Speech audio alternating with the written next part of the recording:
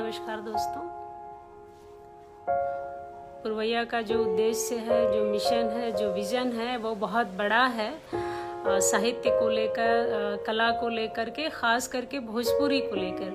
तो हमने के भोजपुरी भी बोलल जाई, हिंदी भी बोलल जाई और थोड़ी जौन और कौन चीज़ मिक्स हो सकेला तो वो मिक्स करल जाई, ताकि हमरे श्रोता लोग के और दर्शक लोग के विषय भी अच्छे से मिल सके और ओकर तात्पर्य भी समझ में आवे। और विषय है लॉकडाउन, समाज और साहित्य। यह तीनों ही विषय बहुत ही मौजू है इस वक्त में, इस हालात में और इस दौर में।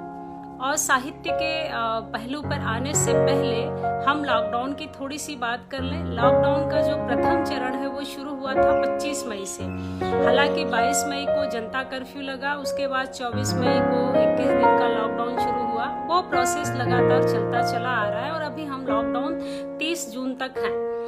लॉकडाउन करने के पीछे सरकार का जो मुख्य उद्देश्य रहा वो ये कि कोविड-19 से लोगों की रक्षा हो सके और कम से कम यह वायरस लोगों तक पहुंच सके और जान माल की सुरक्षा हो सके। खैर वो कितना सिद्ध हुआ नहीं हुआ एक अलग विषय हो सकता है, लेकिन लॉकडाउन के बाद क्या हालात, क्या परिस्थितियां, किस तरह की चीजें हमारे सामने आई, हम उस पर बात करें तो बेहतर है। चूंकि विषय जो है साहित्य और समाज है, आप सबको विदित भी होगा, आप सभी इस बात से इत्तेफाक रखते होंगे कि साहित्य और समाज दोनों ही एक दूसरे से अन्योन्यश्रित जुड़े हुए हैं। जब साहित्य का समाज से वही संबंध है जैसे शरीर का आत्मा के साथ।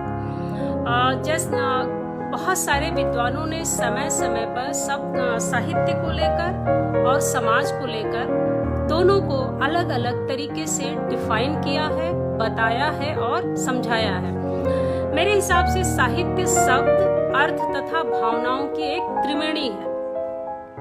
महात्मा गांधी एक अपने वक्तव्य और एक जगह उल्लेख करते हैं कि साहित्य वह है जिसे चरस खींचता हुआ किसान भी समझ सके और खूब पढ़ा लिखा भी समझ सके। और सर्वकालिक एक शब्द हम हमेशा सुनते रहे हैं कि साहित्य समाज का दर्पण है। मतलब समाज और साहित्य जो है दोनों एक दूसरे से जुड़े हुए हैं। मैथिली शरण गुप्त ने कहा भी है कि केवल मनोरंजन न कवि का कर्म होना चाहिए, उसमें उचित उपदेश का भी मर्म होना चाहिए। तो साहित्य का हमेशा एक जो संबंध रहा है वह व्यक्ति से रहा है और व्यक्ति का समाज से संबंध रहा है। अब जैसे अगर हम समाज शब्द का प्रयोग करते हैं तो सबसे पहले यह आता है कि समाज जो सोसाइटी है, एक से अधिक के समुदायों से मिलकर बने एक बृहद समूह को कहते हैं, जिसमें सभी व्यक्ति मानवीय क्रियाकलाप करते हैं। मानवीय क्रियाकलाप में आचरण, सामाजिक सुरक्षा, निर्वाह आदि की क्रियाएं सम्मिलित होती हैं। लेकिन डॉक्टर जेम्स इसको कहते हैं कि मनुष्य के शांतिपूर्ण संबंधों की अवस्था का नाम समाज है। तो आज लॉकडाउन के समय में क्या हम शांतिपूर्ण समाज को देख पा रहे हैं? नहीं, हमारे सामने द्वंद्व है, उद्वेलन है, संघर्ष है और विकट परिस्थितियों की हर तरफ मारम ही मार है। ऐसे समय में विद्वत समूह बहुत तरह के फांटों में बटा हुआ है। हमने आपको सुबह सूचना में कहा भी था कि आज हम आपको एक नाटक सुनाएंगे, हम उस पर भी आएंगे। लेकिन प्रोफेसर मैकाइवर इस बात को अलग तरीके से कहते हैं। समाज का अर्थ मानव द्वारा स्थापित ऐसे संबंधों से है जिन्हें स्थापित करने के लिए उसे विवश होना पड़ता है। अब आप देख लीजिए कि मैकाइवर क्या इस बात को समझते हैं और जेम्स किस तरह से सोसाइटी और समाज को देखते हैं। दोनों का मानना यह है कि जब व्यक्ति एक दूसरे से जुड़ता है तो संबंध बनता है और उन संबंधों को जोड़ करके आगे बढ़ा लेने के लिए कई बार हमें विवश होना पड़ता है, कई बार हमें समझौते करने होते हैं, तो कई बार हमें हालात के सामने घुटने भी टेकने पड़ते हैं। और घुटने टेकने के हालात और परिस्थितियां इस लॉकडाउन में ज़्यादा हमें देखने को मिली हैं। अब अगर हम इसी बात को रामधारी सिंह दिनकर के संदर्भ से कोट करके देखें, विनोद जी नमस्कार, वह संदर्भ करके संदर्भित संदर्भ को कोट करके देखें तो वो कहते हैं ऊंच नीच का भेद न माने वही श्रेष्ठ ज्ञानी है, दया धर्म जिसमें हो सबसे वही पुण्य प्राणी है। तो क्या हमें ऐसे पुण्य प्राणी आसपास नजर आ रहे हैं? ये एक प्रश्नवाचक चिन्ह हमारे पर भी लगता है और समाज में जितने लोग संदर्भित संबंधों से जुड़े हुए हैं उन सब पे लगता है। जबकि संस्कृत में एक शब्द कहा जाता है हितेन सह सहित तस्य भव, अर्थात साहित्य लोक कल्याण के लिए ही सृजित किया जाता है। जो चीज लोक कल्याण के लिए सृजित किया जा रहा है वही चीज लोक कल्याण से दूर क्यों है और उसमें इतना विभेद क्या है? आपके सवाल पे भी आऊंगी मंकिम जी आखिर में। लेकिन हमारे अगर पूर्व विद्वानों के चिंतन मनन और परिदृश्य को हम देखते हैं तो सोचते ही रह जाते हैं, तटस्थ होकर के सोचने को विवश होते हैं कि जनता की चित्रवृत्ति का संचित प्रतिबिंब जो है वही साहित्य है। यह रामचंद्र शुक्ल जी कहते हैं। हम वेद पुराण में इन सारी चीजों को पढ़ते हुए बड़े हुए हैं। वही महावीर प्रसाद द्विवेदी इसको अलग संदर्भ से जोड़ते हुए वो कहते हैं ज्ञान राशि का संचित कोश साहित्य है और यह साहित्य ही हमें दिग्दर्शित करता है, हमारा मार्ग प्रदर्शित करता है, हमें आगे चलने को विवश करता है। अगर अभी इन दिनों प्रेमचंद जी बहुत चर्चा में आ गए हैं, 110 साल पहले लिखी रचना को 2020 में हम दूसरे ढंग से देखने की कोशिश कर रहे हैं और शब्दों का एक भ्रमजाल फैला रहे हैं। वही प्रेमचंद जी उन्होंने युगों पहले कहा था, दशकों पहले कहा था अपने समय में कि साहित्य राजनीति के आगे मसाल लेकर चलने वाली सच्चाई है। अब यह सवाल उठता है कि जो मसाल लेकर के सच्चाई की आगे चलने की बात करने वाले जो साहित्यकार परिवेश और परिस्थितियां रहीं, क्या वह आज खत्म हो गई हैं? आज के साहित्यकार और साहित्य संदर्भों को जब हम देखते हैं तो यह सवाल उठना लाजमी हो जाता है कि क्या आज के साहित्यकार मसाल लेकर चलने या मसाल जैसी किसी स्थिति को पैदा करने में सक्षम हैं? इतने लंबे समय तक, दशकों, कई दशक बीतने तक, लगभग 2 दशक तक हम कोई नया आंदोलन नहीं खड़ा कर पा रहे हैं, खास करके साहित्य के माध्यम से। क्यों नहीं कर पा रहे हैं? क्योंकि हम आपस में ही टकराते हैं और छोटी छोटी बातों को लेकर टकराते हैं। इन टकराहटों ने साहित्य और समाज दोनों को विच्छेदन में डाल दिया है और यह विच्छेदन जो है सिर्फ समाज के स्तर पर नहीं है, साहित्य के स्तर पर नहीं है, बल्कि संबंधों के स्तर पर भी पहुंच गया है। अगर मैं इसे थोड़ा सा और आगे लेकर के चलती हूँ, मैं अपना एक संदर्भ जोड़ती हूँ इस संदर्भ में कि मानव सभ्यता के विकास और आमूल चूल परिवर्तन में साहित्य की भूमिका हमेशा विशिष्ट रही है, तो यह विशिष्टता धीरे धीरे अपशिष्ट की तरफ क्यों जा रही है? हम इस पर चिंतन मनन नहीं करते हैं। क्यों नहीं करते हैं? क्योंकि हमारे अंदर जो अहम की टकराहट है वो तेजी से बढ़ी है।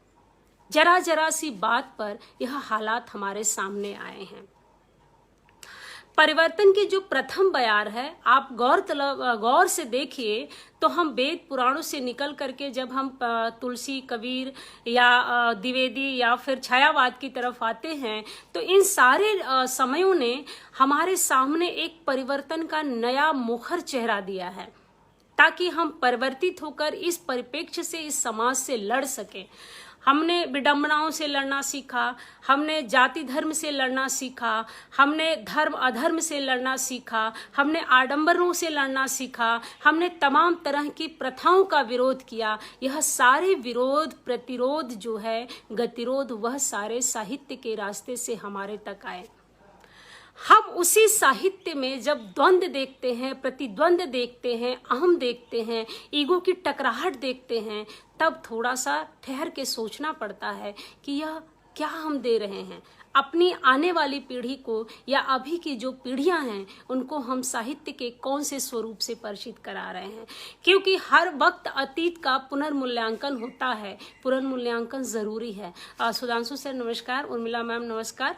आप सभी का, जितने लोग नए लोग जुड़ते जा रहे हैं उन सभी का मैं सादर स्वागत और नमस्कार करती हूँ।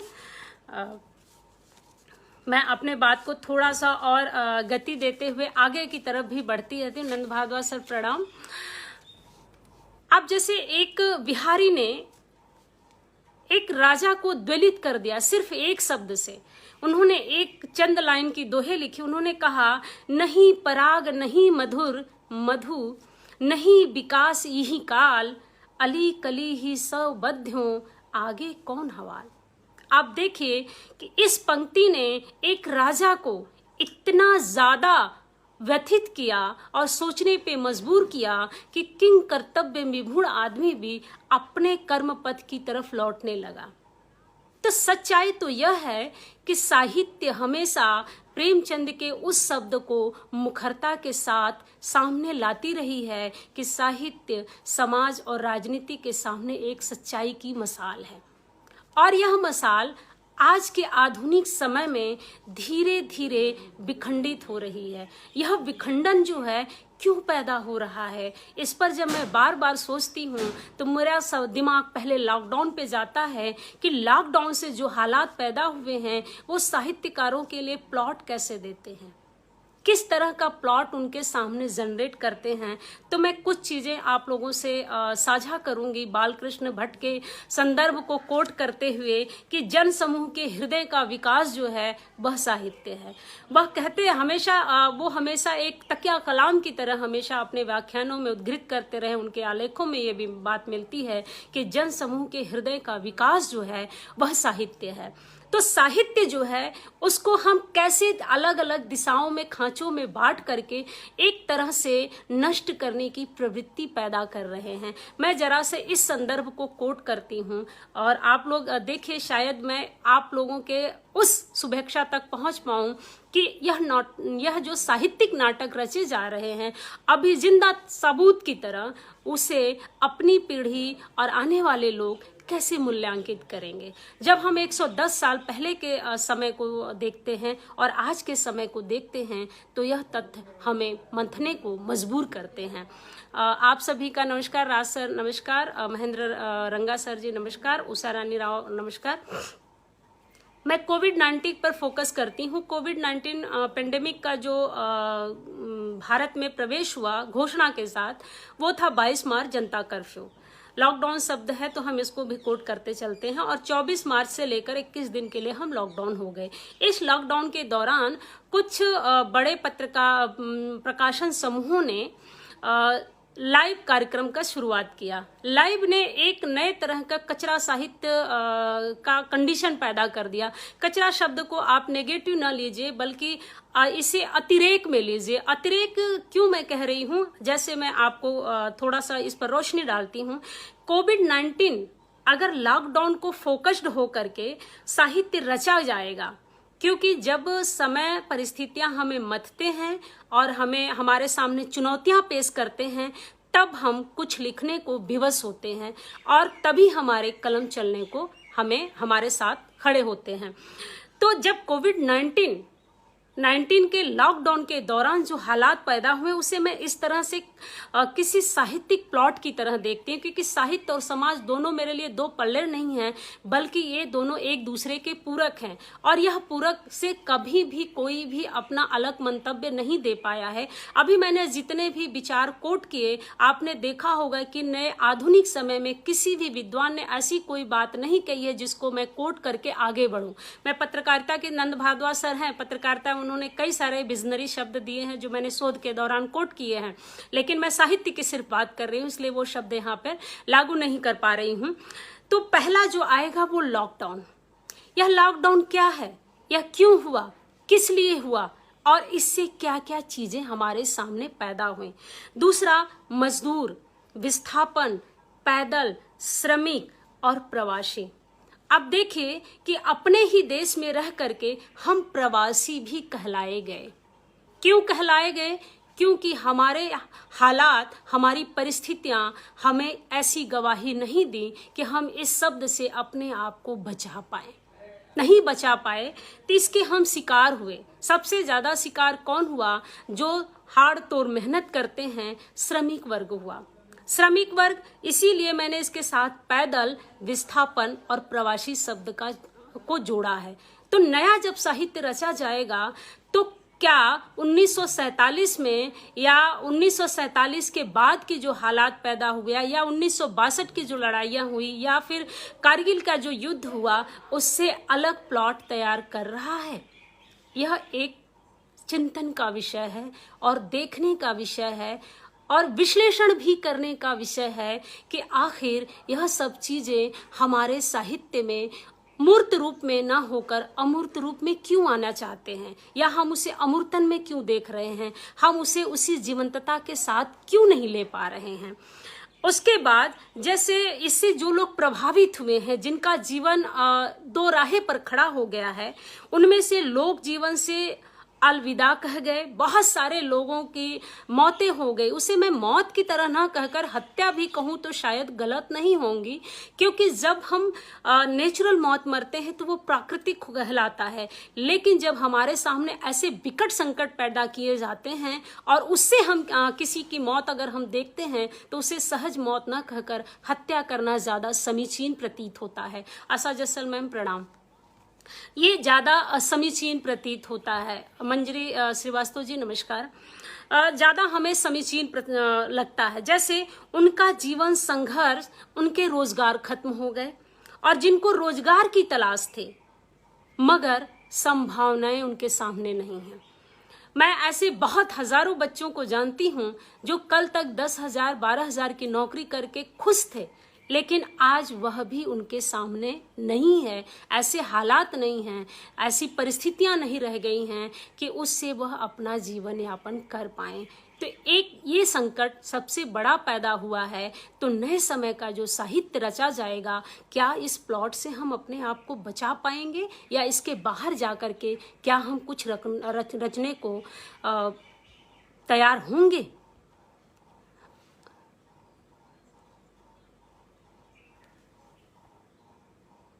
आनंद भारद्वाज सर कुछ कह रहे हैं।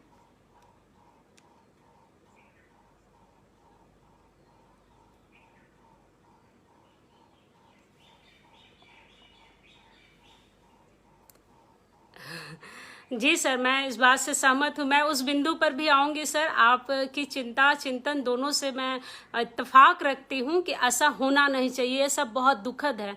आप तो वरिष्ठ रचनाकार हैं, आप बेहतर इस बात को जानते हैं। मैं अपनी बात खत्म थोड़ा सा और गति दे लूँ, इसके बाद मैं इस विषय पर भी अपनी बात जरूर रखूंगी, एक स्वर के रूप में, प्रतिरोध के रूप में और एक चिंतन और चिंता के रूप में भी जरूर कोट करूंगी।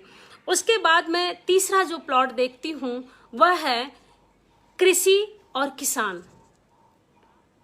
बेशक इस पर कहीं आपको चर्चा नहीं मिलती है, कहीं आपको कुछ सुनाई नहीं देता है, लेकिन जिस वक्त पहला लॉकडाउन लगा था, खेतों में कटाई हो रही थी, किसानों के अनाज ऐसे ही पड़े हुए थे, न कटाई हुई थी, न वो घर पे अनाज दौरा होकर के आ पाया था, तो उनके सामने वह जो दिक्कतें पैदा हुई उससे वो आज तक उबर नहीं पाए हैं। सब्जियों की हालत खराब हो गई, सिंचाई की सुव्यवस्था नहीं रह पाई, तेलों की उपलब्धता ढंग से नहीं हो पाई, मार्केट पूरी तरह से बंद हो गया, जाना आना मुश्किल हो गया। तो ना तो आप डीजल पेट्रोल ला सकते थे, ना पंपी सेट चला करके किसी खेती की सिंचाई कर सकते थे, और सरकार ने शुरू में कोई यह योजना हमारे सामने नहीं रखी जिससे कि किसान अपने अनाज और कार्य को उसी गति में चलाते रहे या करते रहें। उसके बाद शिक्षा और छात्र देख रहे हैं कि ऑनलाइन एजुकेशन को लेकर के लगातार डिबेट हो रहा है, चिंताएं व्यक्त की जा रही हैं, लेकिन मैं दूसरी बात कहती हूं कि आज की जो शिक्षा को डिजिटलाइजेशन की तरफ बढ़ा दिया गया है, परिस्थिति बस जिसको लागू किया गया है, उसमें आप जो दिक्कतें देख रहे होंगे वह दिक्कत सिर्फ वही बता सकता है जो शिक्षक इस काम में लगे हुए हैं या जो ये काम कर रहे हैं। हमारा देश जो है कृषि प्रधान देश है, और आज भी बहुत सारे परिवार ऐसे हैं जो संयुक्त परिवार हैं, और बहुत अधिक बहुसंख्यक जो आबादी है वो एक कमरे के घर में रहती है और आज भी कीपैड वाली मोबाइल का प्रयोग वो करते हैं। तो आप इससे परिकल्पना कर सकते हैं कि क्या ऑनलाइन एजुकेशन उनके लिए एक्सेस है, क्या हम उन तक पहुंच सकते हैं। मैं इसको एक दूसरे शब्द में देखती हूं कि क्या नए समय के जो हालात बने हैं, परिस्थिति बस जो पैदा हुए हैं ऑनलाइन एजुकेशन के, क्या उससे हम गरीब तबके के बच्चों को शिक्षा से वंचित करने का उपक्रम तो नहीं रच रहे हैं? सीधे तौर पे हम तो नहीं कह सकते, लेकिन अगर हम शीशे के दूसरे पहलू की तरफ जा कर के देखते हैं तो मुझे ऐसा बोध होता है कि हाँ, किसी न एक तरफ से हम उनके शिक्षा के सामने एक रोड़ा खड़ा कर रहे हैं, ऐसा मैं महसूस करती हूँ। तो यह ऑनलाइन एजुकेशन जो है वह एक तरह की चुनौती है जो नए साहित्य को रचते वक्त यह बार बार कथाकार कलमकार से यह सवाल करने को विवश करेगी कि आप इसको अपने कहानी में, कथा में, उपन्यास में कैसे निरूपित करेंगे और निरूपण के दौरान क्या हमें रास्ता देंगे। सुनील जी नमस्कार, सुनील यादव जी, इंदु बाबा जी नमस्कार, और नताशा जी आपको भी नमस्कार। उसके बाद मैं 5वें पॉइंट्स पे आती हूँ। आत्मा रंजन जी नमस्कार। वो है पूंजीवाद का वैश्विक वर्चस्व।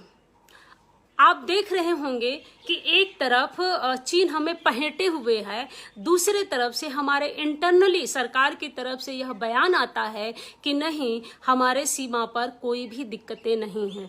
अब यह देखिए द्वंद्व कैसे पैदा होता है कि एक तरफ हमें यह जानकारियां मिलती हैं कि चीन पहेट करके हमारे कब्जा करता जा रहा है, दूसरी तरफ हम इस बात से अवगत हमें कराया जाता है कि नहीं, हमारे सीमा पर सब कुछ सही है, सुव्यवस्थित है और सुरक्षित है। तो क्या इसको हम वैश्विक अर्थनीति से जोड़कर नहीं देख सकते हैं? ऐसी कौन सी मजबूरी हमारे सरकार के सामने है कि हम खुल करके इस पर न लड़ सकते हैं, न अपनी बात कह सकते हैं, बल्कि अपने ही जनता को या अपने ही सैनिकों के सामने बरगलाने वाली बयान दे रहे हैं। मैं इसको भी कथा के एक प्लॉट के तौर पर देख रही हूँ। उसके बाद छठा जो मैं देखती हूँ, कोरोना से घायल। कोरोना से सबसे ज्यादा वह व्यक्ति घायल हुआ जो रोज कुआं खोदता था और रोज पानी निकाल कर पीता था। जैसे रेहड़ी पट्टी, धोबी नाऊ, इसे जाति से नहीं उनके कर्म से जोड़िएगा प्लीज। जैसे खांची बिनने वाले, जैसे दौरा बिनने वाले, जैसे सूप बिनने वाले, ये सारे लोग जौन रहना है, वो लोग के सामने कौन हालात पैदा भैला। यह बातें मैं क्यों कोट कर रही हूँ? क्योंकि पेंडेमिक 19 से यह सब कुछ पैदा हुआ है। तो यह हमारे साहित्य से अलग कैसे हुआ, यह हमारे समाज से अलग कैसे, हम इसे अन्यान्यश्रित रूप में क्यों नहीं देख पा रहे हैं? अलग करके हम अपने विद्वत समाज में यह जो लड़ाइयाँ हैं उसमें यह सारी लड़ाइयों के बीच में यह सारी चीजें गायब क्यों हैं? व्यापार, मैं ऐसे बहुत सारे व्यापारिक लोगों को जानती हूँ जो छोटे छोटे व्यापार करके अपने जीवन को आगे बढ़ा रहे थे। उनके सामने सबसे बड़ी जो चुनौती आई है, खुद के लिए और उस जगह पे काम करने वाले कामगारों के लिए क्या बचा है? क्या कुछ ऐसा है जिससे वो अपने लिए सुव्यवस्थित जीवनचर्या का कुछ चीजें जुटा पाए? ऐसे छोटे व्यापारी आज की तारीख में रो रहे हैं, बिलख रहे हैं। तो क्या हमें 1947 के विभाजन के समय जो स्थितियां पैदा हुई थी, क्या उससे अलग यह प्लॉट है? बिल्कुल नहीं है, मेरे हिसाब से तो बिल्कुल नहीं है। उसके बाद बाजार, आप जानते हैं कि किसी भी देश की जो आर्थिक नीतियां होती हैं वह बाजार से सबसे ज़्यादा प्रभावित होती हैं। जिस तरह से बाजार उछलता है उसी हिसाब से हमारी सामाजिक, राजनीतिक और नैतिक और पारिवारिक जीवन ऊपर बढ़ता है और नीचे की तरफ जाता है। जब बाजार पूरी तरह से ठप हो जाएगा तो इनकम का स्रोत बंद हो जाएगा। जब स्रोत बंद हो जाएगा तब जीवन कैसे गतिशील रह सकता है? नहीं रह सकता है। शालिनी श्रीधर जी नमस्कार, शुक्रिया आप आई। अब उसके बाद जो नवा मैं देख रही हूँ, सामाजिक तनाव। सामाजिक तनाव में मैं हर तरह के तनाव को लेती हूँ। वो आर्थिक भी है, शैक्षिक भी है, सामाजिक भी है, नैतिक भी है, आर्थिक भी है, पारिवारिक भी है और साथ में लेखकीय भी है। लेखकों जितनी विपन्न स्थिति मैंने आज नहीं देखी, इतनी लड़ाइयाँ, इतनी मार काट जो मचाया है, उसका मैं आखिरी कंटेंट भी आप सबके साथ साझा करूंगी।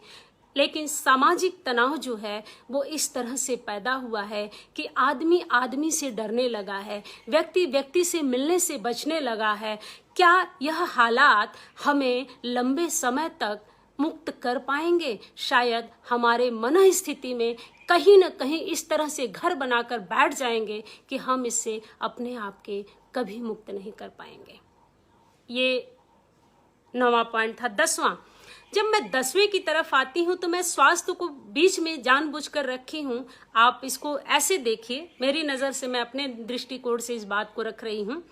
स्वास्थ्य जो है, हमारे देश में तमाम तरह की चीजों का जब अभाव होता है तो सबसे पहले मीडिया का प्रभाव दिखा दिया जाता है, मतलब खबरों को रिवर्स कर दिया जाता है और इस कदर से मैनिपुलेट कर दिया जाता है कि हम उस तरह नहीं देख पाते हैं। जैसे दवा का अभाव, अस्पताल की खस्ता हालत और सरकारों की असफलता। इन तीनों चीजों में आप देखिए कि सबसे अधिक उनकी क्षति हो रही है जो आम जनता है और मेहनतकश है। क्यों? उनके तक दवाएं नहीं है। बहुत सारे ऐसे राज्य हमारे देश में हैं, बहुत सारे ऐसे गांव हैं जहां पर अस्पतालों की स्थिति बहुत खराब है। अगर मैं महाराष्ट्र के सूरत और प्रतापगढ़ की बात करूं तो वहां पे 40-40, 50-50 किलोमीटर दूर अस्पताल हैं और कई बार तो अस्पताल पहुंचते पहुंचते लोगों की मौत हो जाती है। हमारे तरफ ही एकमात्र बीएचयू हॉस्पिटल है। बहुत बार ऐसा होता है कि बड़ी उम्मीद के साथ लोग अपने घर से किसी बीमार को लेकर के निकलते हैं और आधे रास्ते से लाश लेकर लौटते हैं। तो इस स्थिति में आप परिकल्पना करिए कि इस महामारी से बचने के लिए हमारे पास क्या है, एकमात्र जिजीविषा है। 11वां पॉइंट जो है, मैं लोकतंत्र को मेंशन करती हूँ, वो है असमय असहाय जनता, मूक दर्शक सरकार और राष्ट्रीय संकट। यह तीनों जो हैं, यह 3 पिलर की तरह हमारे सामने हैं और हम एक दूसरे से या खुद के नजरों में नजरें मिला करके सवाल करेंगे तो हमें इसका उत्तर बहुत ही दयनीय मिलेगा, दर्दनाक मिलेगा कि क्या यह हालात हमने कैसे पैदा कर लिए, अपने लिए या अपनों के लिए।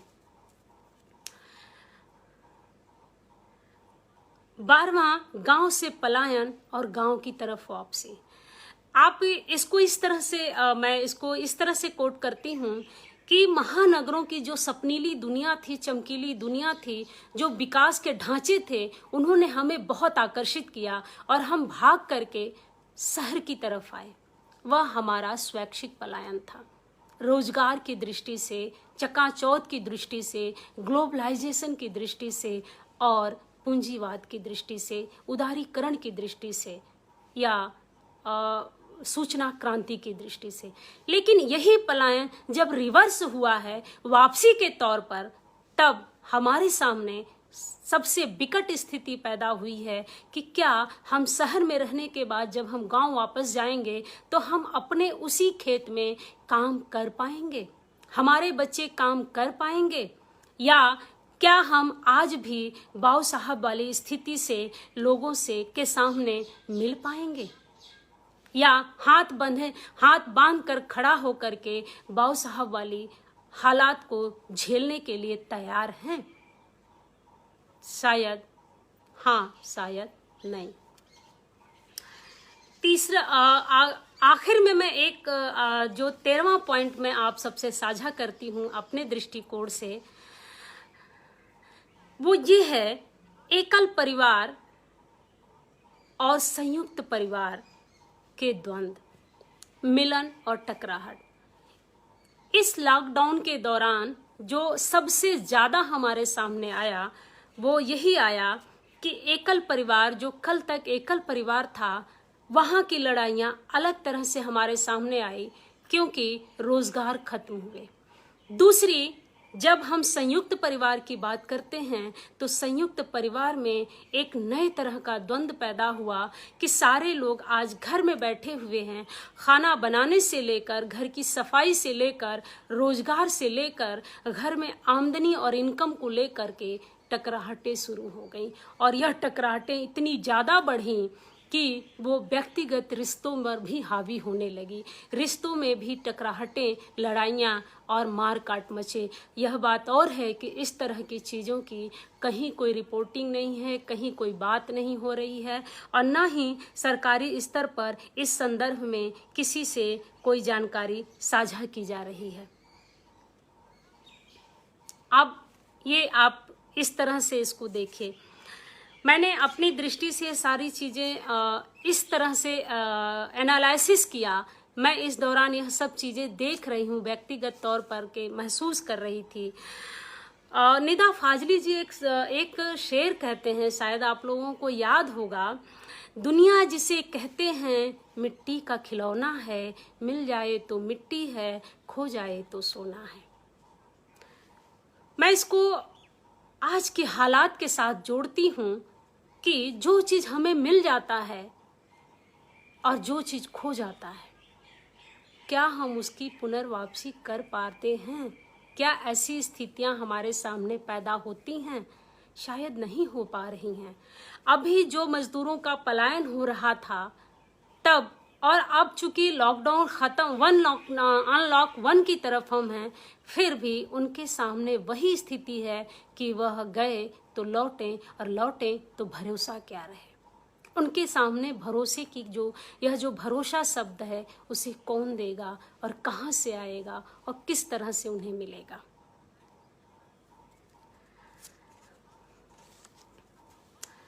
ये मैंने कुछ पॉइंट आप लोगों से साझा किया। अब मैं चूँकि मेरे ख्याल से कितना समय है, एक बार मैं संतोष जी से जानना चाहूँगी कि मुझे इंडिकेट कर दीजिएगा, कहीं मैं ज़्यादा बोलती ही न चली जाऊँ और समय अपने गति से निकलता चला जाए। जी प्रीतपाल जी नमस्कार। और मैं अब इसके साहित्यिक शब्द पर आती हूँ, क्योंकि विषय हमारा जो साहित्य के एक डेफिनेशन से हमने अपनी बात शुरू की थी और साहित्य के उस पहलू से हमने आप लोगों से अवगत कराया, आप लोगों से साझा किया कि मैं इसके प्लॉट को किस तरह, जी बिल्कुल जारी रखती हूँ, किस तरह से देखते हैं, मैंने वो पॉइंट आउट आपके सामने रखा।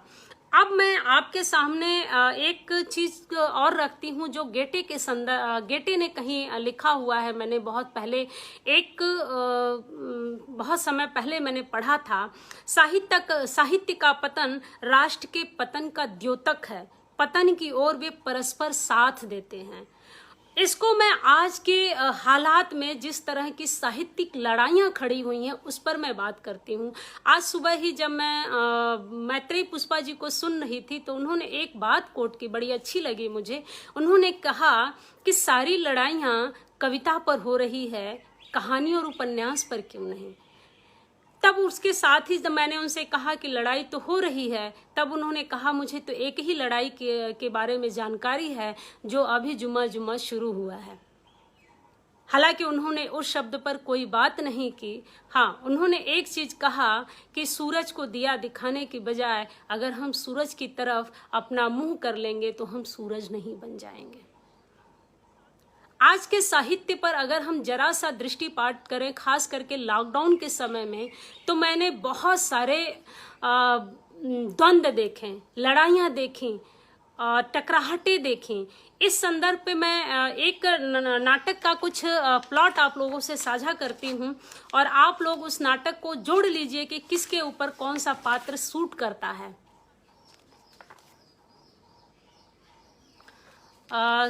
संतोष जी मैं इसको साझा कर रही हूँ, आप अगर देख सुन रहे हैं तो आपकी मैं इजाज़त चाहूँगी। और मैं हमारे साथ बहुत सारे वरिष्ठ लोग बने हुए हैं, आप देखिए कि मैं साहित्य के इस किरदार को कैसे आपके सामने रख रही हूँ।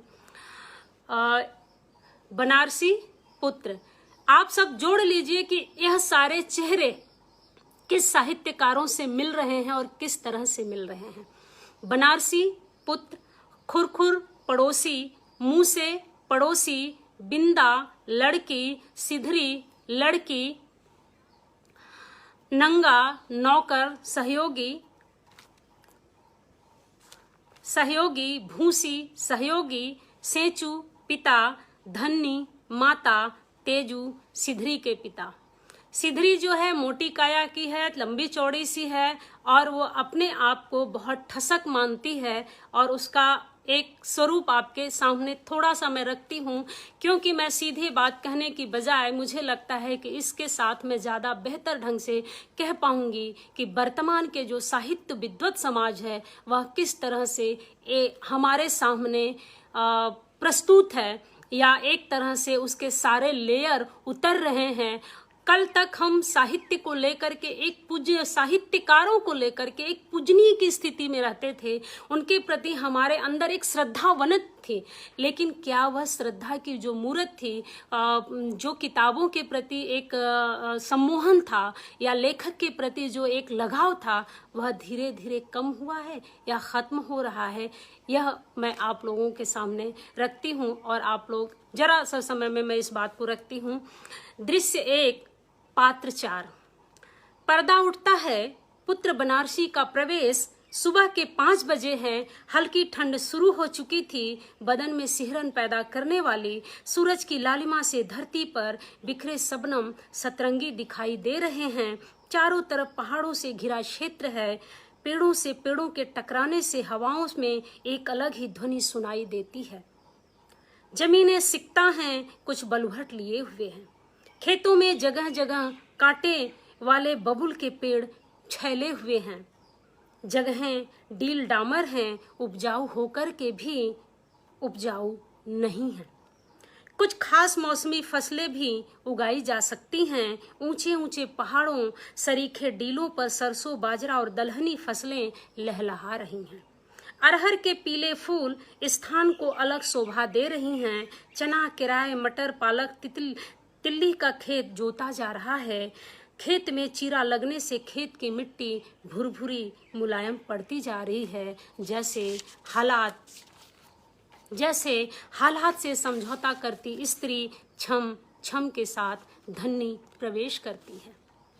पुत्री पिताजी पिताजी, बाऊ बाऊ, बाबूजी चिल्लाते हुए प्रवेश किया। पिता का हो, इतना काहे हाफत आवत हुआ? पुत्र, एक खबर का जानकारी हो तोहरा के, ओकरे बारे में जानत हवा? पिता, कौन खबर हो? कैसन जानकारी? बुझनी बुझावल बंद करा, सीधे सीधे बका ना। पुत्र, सिधरी के बारे में। ओह पिता, ओह छोड़ा, उस ससुरी के बारे में के बात करत हवा? सिधरी मोटी काया डील डॉल, समझिए आप। पुत्र आश्चर्य से देखता है।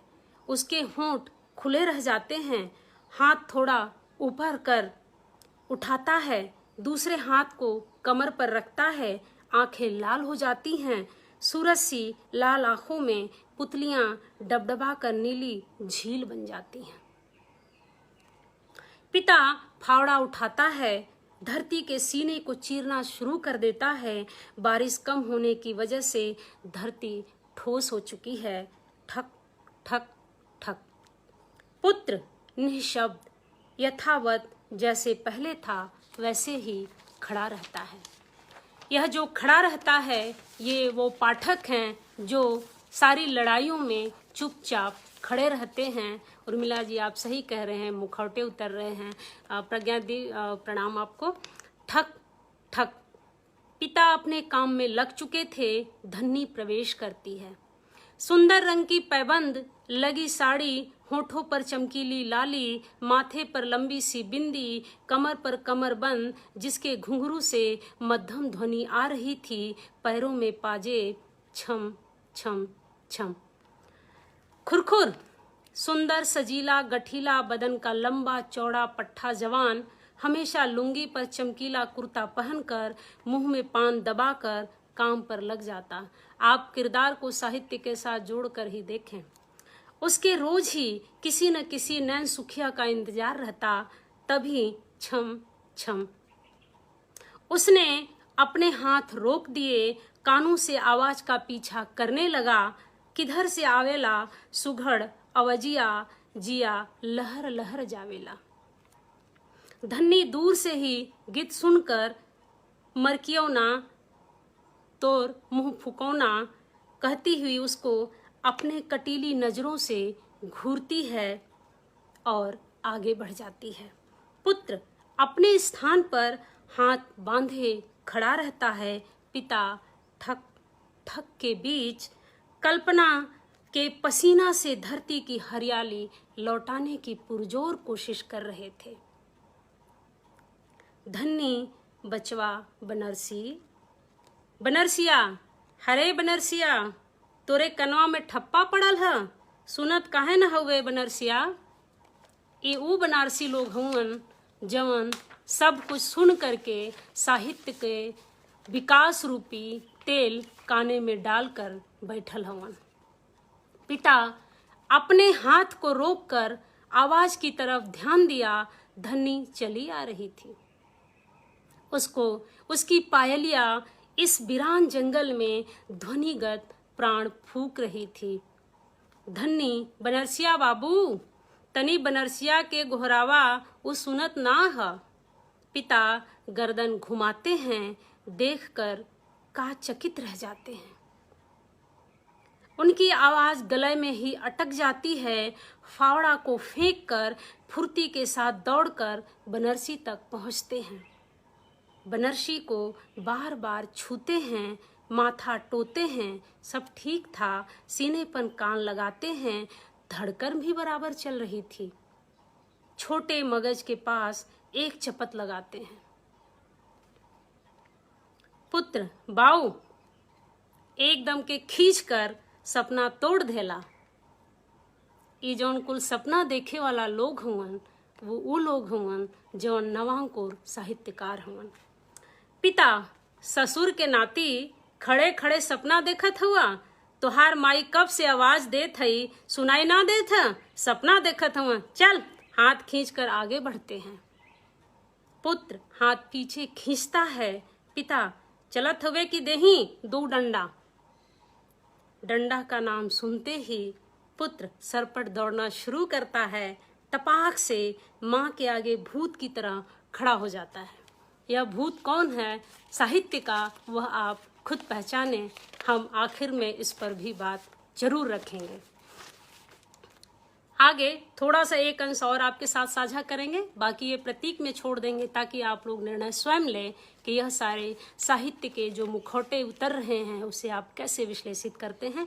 धन्नी अपने ऊपर लदे बोझ की चिंता छोड़ मुस्कुराहट के साथ, अरे बचवा ई का हो गईल है, काहे मुंह सुखायल है। माँ की चिंता में देखिए यह चिंता करती हुई माँ कौन है साहित्य में। पुत्र ई कुल हमके दा कुछ नहीं। आवाज मानो कहीं दूर से आ रही हो। वह गुस्से में था। धन्नी अरे बबुआ अपने माई से न बतैबा। पुत्र बताई भो। माँ के हाथ में लटकर डिब्बे को पकड़ लेता है जिसमें गरम गरम कुछ रखा रहता है। दूसरा हाथ बढ़ाकर दूसरे हाथ की भी गठरी थाम लेता है। धन्नी जोर से सांस लेती है। बाएं हाथ को ऊपर उठाकर सिर पर रखे सामान को हिलाती डुलाती हैं। चेहरे पर राहत की छाया नजर आने लगती है। हाथ ऊपर उठाते ही खूबसूरत पिंडलियां कमर बंद की चमक के साथ और तेज चमक उठती है। खुरखुर ठुड्डी पर हाथ रखे इधर ही नजर गड़ाए हुए थे जहां धन्नी खड़ी थी। धन्नी की भी हौले से नजर घुमाकर देखती है, फिर बड़बड़ करने लगती है। और यह बड़बड़ाती हुई कौन है जो गाली देती है, आप सब स्वयं समझ सकते हैं। पुत्र का माई कुछ कहत हो? प्रश्नवाचक चिन्ह लगाता है। नजरों से अपनी माँ की तरफ देखता है। धन्नी ई खुरखुर का करत है? सवाल के जवाब में उसने अपने होंठ फड़फड़ाए। पुत्र अपने खेत तैयार करत हो। चना तिल्ली अरहर सरसों के राय कबुआई करे बदे। काहे तू काहे पूछत हुआ? ई कुल तोरे समझ में ना आई। काहे से ई कुल का जौन रोपाई होला वो पन्ना पर रोपाई होला, जमीनी में ना होला। और ई कुल जौन पेड़ में ई कुल जौन पन्ना में रोपाला वो खाली पढ़ल जाला, जमीनी पर ना उतारल जाला। माई कई बात सुन करके बचवा का माथा ठन्नाला। फिर धन्नी आगे बोलत हई, हमके एकर लक्षण ठीक ना लागत है। खेत न काम करे बदे इतना सजे धजे का जरूरत है। हमके लागत है ई लइकन के निर्दे बदे हिवा बैठल है। अब कौन कहाँ बैठा है, मैं इसको यहीं ख़त्म करती हूँ। यह एक मैंने वृत्त आपके सामने रखा, भोजपुरी और खड़ी बोली दोनों में मिक्स है, कि साहित्य का जो यह चेहरा है कैसे हम आके इसमें जो सिधरी है, वर्तमान के साहित्य की जो काकीवाद है उसकी प्रतीक है। इसमें जो खुरखुर है वह किसका प्रतीक है, आप इसके मूल्यांकन की कसौटी पर आप स्वयं जाइए। जब आप देखेंगे कि साहित्य की जो ये दुनिया है कैसे बदरंग हो रही है, हमारे व्यवहार से, हमारे कार्य से, हमारी आदतों से हम कैसे शाब्दिक संकेतों में लोगों को समझने लगे हैं। एक दिन मेरी एक दोस्त ने कुछ नाम बताए, रोमिष्ठा और दो और बताए जो मैं कमर घिस्सी, और एक और बताया था जो मेरे दिमाग से निकल रहा है, तो मैं हंसने लगी कि ऐसा क्यों। तब उन्होंने बताया कि यह साहित्य के प्रतीकात्मक शब्द हैं जिनके संदर्भ को लेकर के हम बात कर सकते हैं। जब लॉकडाउन शुरू हुआ उसी समय मजदूरों का विस्थापन, पलायन, उनके विकट स्थितियां सामने देखने को मिलने लगी, लेकिन उसका एक जो दूसरा पहलू था वह हमने यह देखा कि हमारा साहित्यिक समाज गला काट प्रतिस्पर्धा में जुटा हुआ था। एक दूसरे को काटने को, एक दूसरे को छाटने को, एक दूसरे की हत्या करने के लिए भाषाई हिंसा, भाषिक हिंसा पर उतर आए। असहमतियां साहित्य के लिए अच्छी हैं, लेकिन हिंसा कहीं भी अच्छी नहीं होती है। अगर हम आज किसी को गलत कह रहे हैं तो इस बात की क्या गारंटी है कि आने वाले समय में हमारा मूल्यांकन नहीं होगा और लोग हमें इस तरह से नहीं कहेंगे। मुझे याद आता है कि 2007-08 में जब बीएचयू में एक सेमिनार हो रहा था, नामवर सिंह ने सुमित्रानंदन पंत जी की कविताओं को, रचनाओं को कहा था कूड़ा। उसके बाद तो कूड़ा की पूरी श्रृंखला चल पड़ी थी। विष्णु खरे ने किसी रचना को कह दिया था, किसी कवि की रचना को। उसके बाद भी कई सारे लोगों ने अलग लोगों के अलग अलग रचनाओं के संदर्भ में प्रयोग किया, लेकिन वह बहस का एक अलग मुद्दा था। लेकिन आज की तारीख में सोशल मीडिया का एक खुला जो प्लेटफॉर्म है, वहाँ पर हम क्या करते हैं कि दो फाटों में बंट जाते हैं, और जब बढ़ जाते हैं तब हम भाषाई सम्मान और मर्यादा को भी भूल जाते हैं। मैंने इस लॉकडाउन के दौरान 3 शब्द सीखे, नए शब्द, जो मैं आपसे साझा करती हूँ। एक मैंने अरुण गंगोई जी से सीखा, जो उन्होंने आदिवासियों के बीच में काम करते हुए, जो भोपाल में काम करते हुए उन्होंने सीखा था। वहाँ के बच्चे पिकनिक को चिकनिक कहते थे। उस चिकनिक शब्द से उन्होंने उस जगह पे एक विद्यालय बनवाया। दूसरा मैंने अभी हाल ही पारुल तोमर जी से सीखा, चित्रकारिता। वह कहती हैं कि वो चित्र नहीं बनाती हैं, वो चित्रकारिता करती हैं। उसके बाद जो मैंने तीसरा शब्द इन्हीं दिनों एकदम से जुबान पे चढ़ा है, साहित्य में भीष्म पितामह कौन। आज के मौजूदा साहित्य का भीष्म पितामह कौन है? साहित्य का काकीवाद कौन है? जो इन सारे लड़ाइयों की एक फसाद तैयार की जा रही है, क्या यह लड़ाइयां इसी समय जरूरी थीं? जब हम भूख से लड़ रहे हैं, बहुत सारे ऐसे लोग हैं जो 2 वक्त की रोटी नहीं पाते हैं, उनके सामने संकट है। सरकार मनरेगा के माध्यम से 2 वक्त की रोटी देने की बात तो कर रही है, लेकिन क्या ग्राम प्रधान समय से पेमेंट देते हैं?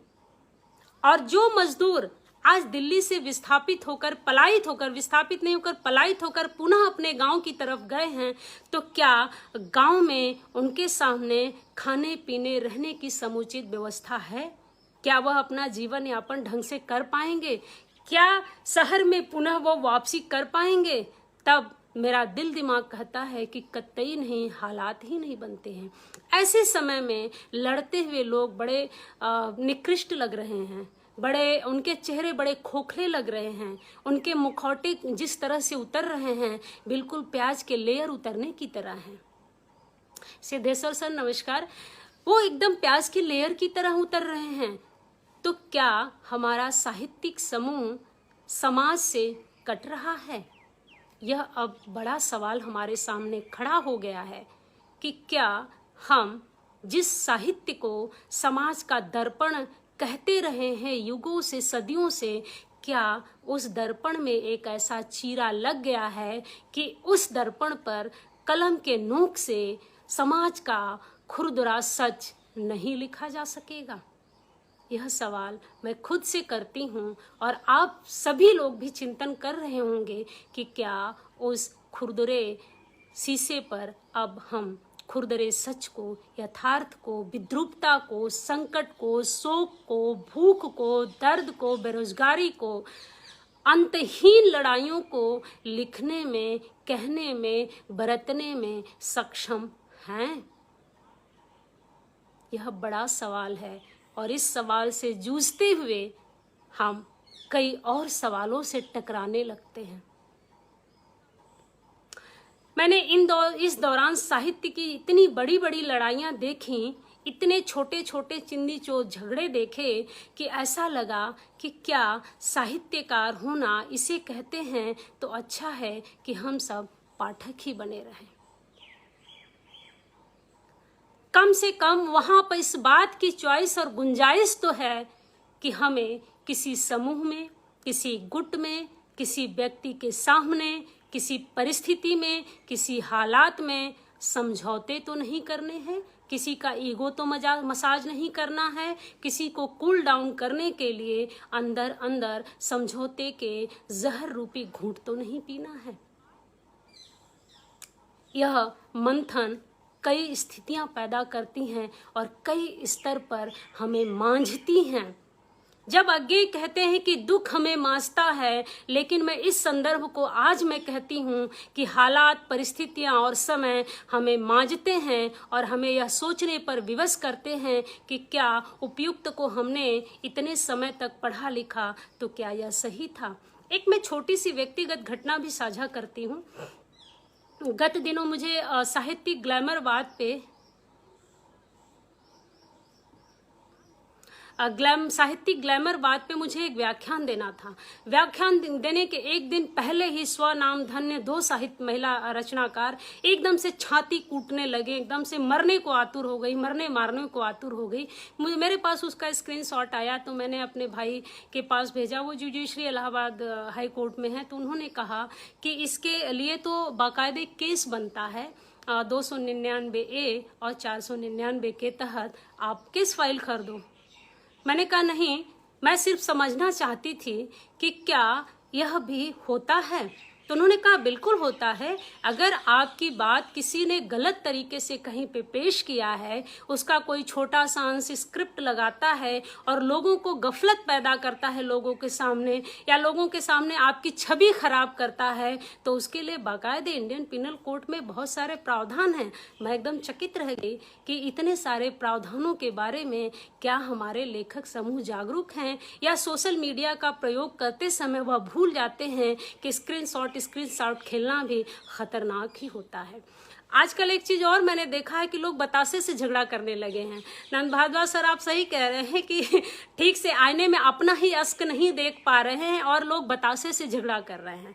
बात कहीं होती है और उसको विषयांतर करके अपने ऊपर ले लेना भी एक तरह की गलत प्रवृत्ति है, गलत मानसिकता है। मुझे लगता है कि इससे व्यक्ति को बचना चाहिए और यह बचाव जो है साहित्य के लिए और समाज के लिए बहुत ज़रूरी है।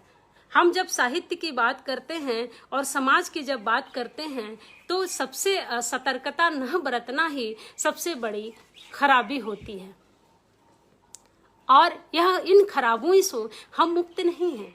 हो सकता है कि मेरे इस व्याख्यान से किसी को असहमति हो, तो असहमति में एक गुंजाइश होती है कि हम असहमत होंगे तो कहेंगे, सीधे कहेंगे कि आपने यह जो बात कही है वह सही नहीं है, मैं उससे सहमत नहीं हूँ, मेरे ख्याल से यह होना चाहिए।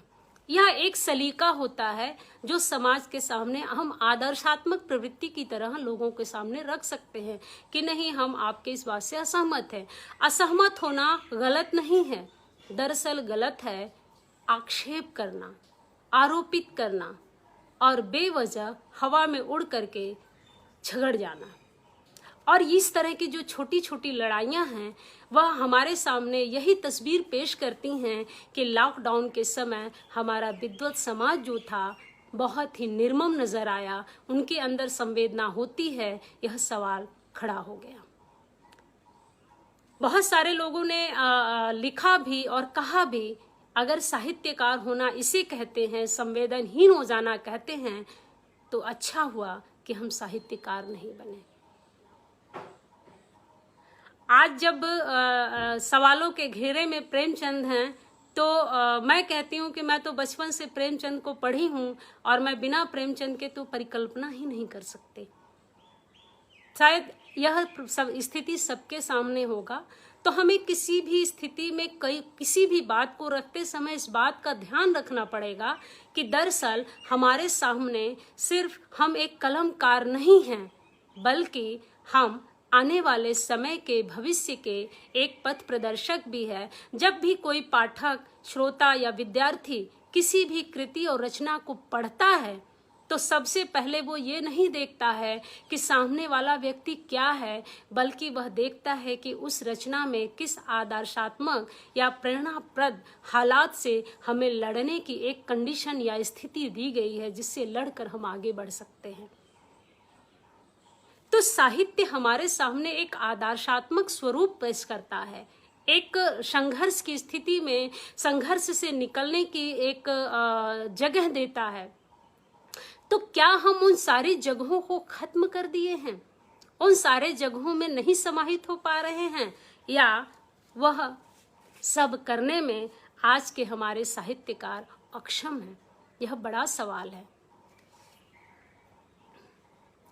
मुझे लगता है कि मैं आप लोगों के काफ़ी सवाल आए होंगे। मैं अपनी बातें, सहमतियाँ, पॉइंट्स मैंने सारा साझा किया, लॉकडाउन को भी लेकर, साहित्य को लेकर, समाज को भी लेकर। और मैंने जो एक छोटा सा नाटक आपके सामने रखा वो थोड़ा बड़ा है, लेकिन उसे आप जब पढ़ेंगे तो साहित्य के ये विद्रुप्त होते द्वंदात्मक चेहरे जो हैं आपके सामने धीरे धीरे खुलने लगेंगे। आप देख रहे हैं कि अवसाद लोगों के सामने अलग अलग तरह से आ रहा है। किसी को किसी बात का अवसाद है, किसी को किसी बात का अवसाद है। तो अवसाद की स्थितियां अलग अलग हो सकती हैं, व्यक्ति की समस्याएं अलग अलग हो सकती हैं, लेकिन क्या गाली गलौज तक उतर आना यह अच्छा है? ऐसे हालात में उतर आना जब हम खुद ऐसे मुहाने पे खड़े हैं कि कब किसके सर पर आए मौत मंडराए और गला दबोच कर उठा ले जाए। ऐसे समय में ये सब चीजें बड़ा अशोभनीय लगती हैं, निकृष्ट लगती हैं। और इस निकृष्टता से निकलने का रास्ता क्या है? अब मुझसे भूमि जी ने पूछा था कि मैम इन सारे द्वंद्व के खत्म होने की वजह क्या बन सकती, क्या हो सकता है? मैं एक शब्दों में कहती हूँ कि अति महत्वाकांक्षा को खत्म कर दीजिए, यथावत स्थिति से लड़ने की बातें में सोचिए, और आप जो हैं उसी में खुश रहने की आदत बनाइए। अपने आप सारी लड़ाइयाँ, सारी टकराते, सारे विद्वेष, सारे झगड़े, सारे झंझट खत्म होने लगेंगे। लेकिन नहीं, हम इतना अति महत्वाकांक्षी हो चुके हैं कि हम इन सारे चीज़ों को छोड़ेंगे ही नहीं, बल्कि जरा जरा सी बात पर एकदम तलवार भांजना शुरू कर देंगे। सुमन केशरी मैम प्रणाम। मैं आप सबके सवाल भी ले लेती हूँ। संतोष जी हमें समय का भी बोध कराएं। मैंने नंद भारद्वाज जी सर का बहुत सारा सवाल देखा था, और भी मित्रों को मैंने सवाल देखे थे।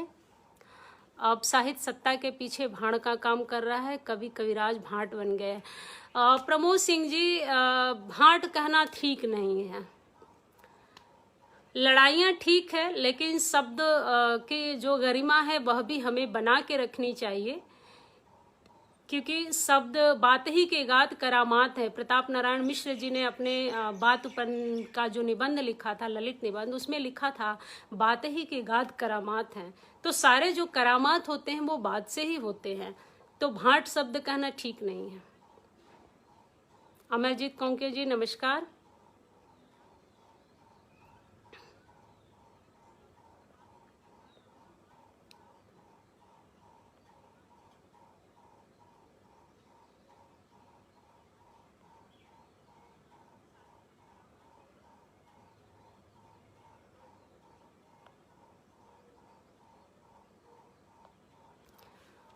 नंद भारद्वाज जी ने लिखा है, कई बार वरिष्ठ साहित्यकार अपने वक्तृत्व का नियंत्रण खो देते हैं और गैर जिम्मेदाराना शब्दों का प्रयोग कर बैठते हैं, तो उनमें इतना साहस नहीं रह जाता कि वे अपनी अनर्गल बात का वापस निराकरण कर सके। यह स्थिति दुखद है। बिल्कुल सर, कोई भी शब्द किसी के मुंह से कई बार फिसल सकता है, ये मैं भी मानती हूँ, लेकिन अगर हमें तुरंत बोध होता है कि नहीं यह शब्द मैंने अनुचित प्रयोग किया है, तो हमें उसे वापस ले लेना चाहिए। अगर हम वापस नहीं लेते हैं, इसका मतलब हम वहाँ पे लड़ रहे हैं, जिद कर रहे हैं, या उसको एक गवई शब्द में हम कहें तो थिथरे ही कर रहे हैं। यह नहीं होना चाहिए। और कम से कम विद्वत समाज से तो यह अपेक्षाएं रहती ही हैं कि वह जब भी किसी बात को बोले कहें तो एक संतुलन तो रखे ही। संतुलन बरतना बहुत ज़रूरी है, क्योंकि हम कहीं ना कहीं एक दूसरे को प्रेरित करते हैं और एक दूसरे से सीखते हैं। तो वह प्रेरणा, हमारे सामने जो प्रेरणा की छवि है, वह धूल धूसरित ना होने पाए, इसका ख्याल तो हमें रखना ही चाहिए। बिल्कुल मैं आपके इस बात से सहमत हूँ। दीपक गुप्ता जी नमस्कार।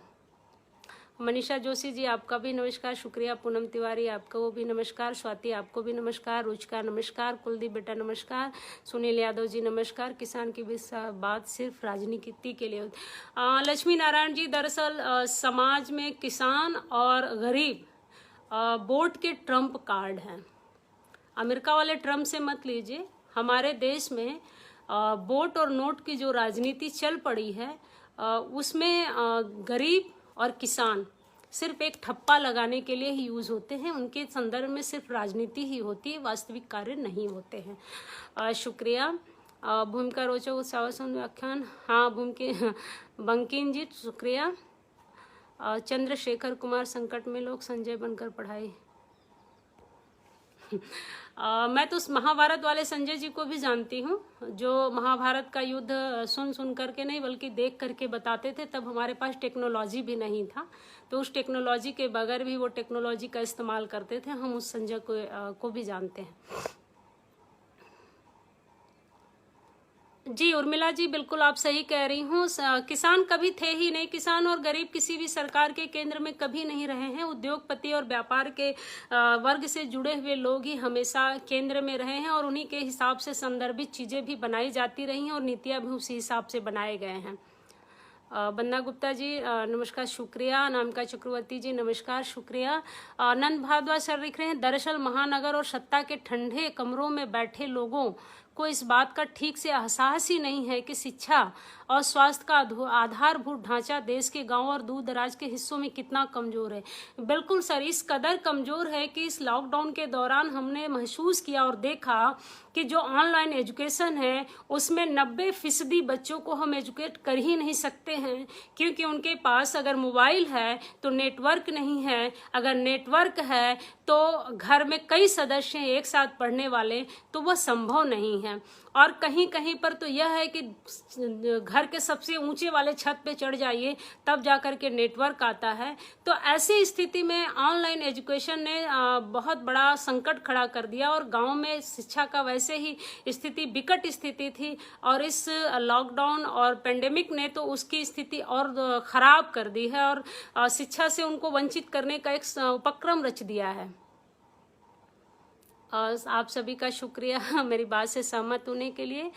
जाति तो जन्म जात ठूस दिया गया है। जी बिल्कुल, ये पूंजीवाद का जो समीकरण है उसको आप उसी तरह से देखिए। हाँ बंदा जी बिल्कुल।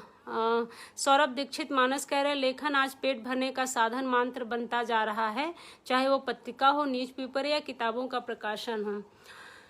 मैं इसको सिर्फ पेट भरने का नहीं कहूँगी, इसको पैशन, पोजीशन, पॉपुलैरिटी के तौर पर भी देखती हूँ। आज की तारीख में बहुत सारे राइटर ऐसे हैं जो लेखन को करियर की तरह भी देखने लगे हैं।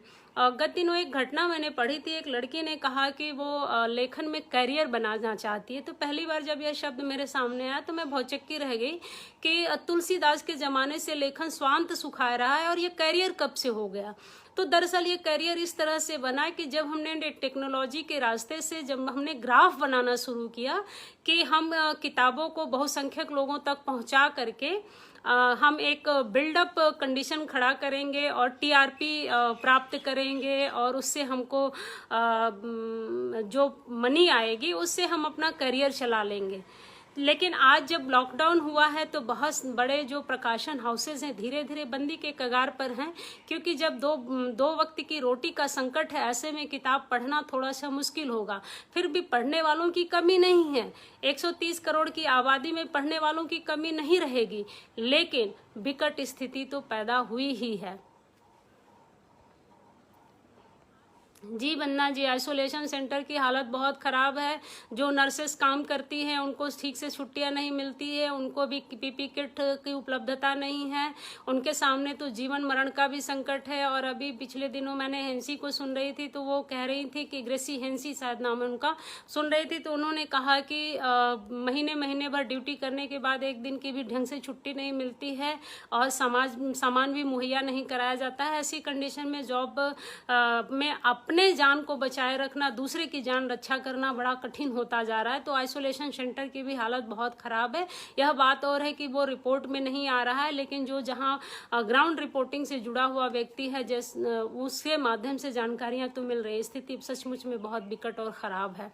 और सुनील यादव जी लिख रहे हैं, भूमंडलीकरण के बाद गांवों से पलायन जितनी तेजी से शहरों की तरफ हुआ था वह अचानक विखंडित हो गया है। हर कोई गांव की तरफ नजर गड़ाए है, लेकिन गांव क्या इस विखंडित भूमंडलीकरण को झेल लेने के लिए तैयार है? शायद नहीं। गांव में स्वरोजगार की व्यवस्था नहीं हुई तो भयानक रूप से अपराध बढ़ेंगे। बिल्कुल सुनील जी, मैंने इसी बात को कहा ना कि गांव की तरफ जो लौट करके जाएंगे तो क्या गांव उनके सामने उसी तरह से उनसे मिलेगा? क्या जो गांव लौट के जाएगा तो क्या उसी तरह से पहले जैसे काम कर पाएगा? दंडवत होकर के जो करने की एक जो संस्कृति गांव में चली आ रही थी, क्या उसी दंडवत स्थिति में हम फिर से खड़े होने के लिए तैयार हैं मानसिक रूप से?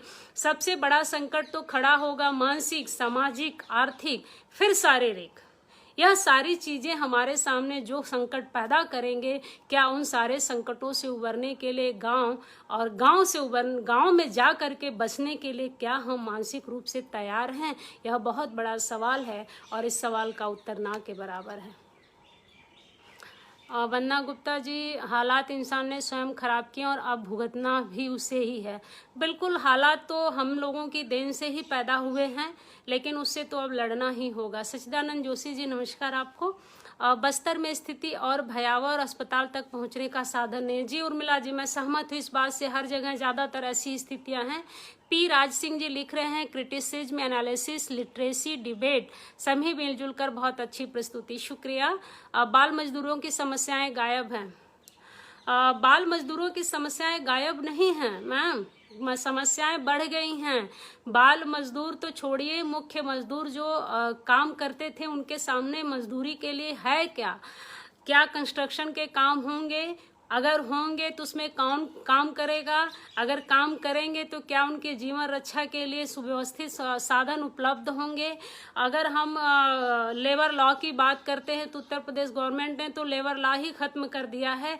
पहले से ही सेक्टरों में तमाम तरह के कॉन्फ्लिक्ट रहे हैं, वो सारी चीज़ें तो अब और ख़त्म हो गई। तो ऐसे में चाइल्ड लेबर की बात करना भी मुश्किल है। और आज तो चाइल्ड लेबर तो क्या, बड़े लेबरों के सामने भी जीवन और मृत्यु का सवाल खड़ा हो गया है कि जीवन चुने, भोजन चुने या मृत्यु चुने। यह संकट इतना बड़ा संकट है कि इससे जूझने के लिए किसी के पास मुफीद रास्ता नहीं है। लतान प्रसून सर, नमस्कार। हाँ, बेसिक्स होकर लौट रहे हैं महेंद्र रंगा जी, शुक्रिया। नीरज शर्मा जी, नमस्कार, शुक्रिया। प्रीतपाल कौर जी, नमस्कार, शुक्रिया। पारुल तोमर जी, जी अवसाद के अलग अलग कंडीशन है। किसी का अवसाद भोजन है, किसी के अवसाद पढ़ाई है, किसी का अवसाद मॉल कल्चर है, किसी का अवसाद ऑफिस है, किसी का अवसाद टेलीविज़न है, किसी का अवसाद पेज 3 है। मतलब अवसाद के जो कंडीशन है वो अलग अलग हैं। तो किसी के अवसाद को किसी एक दूसरे के अवसाद से तोलना या जोड़ना बहुत कठिन है और गलत भी है।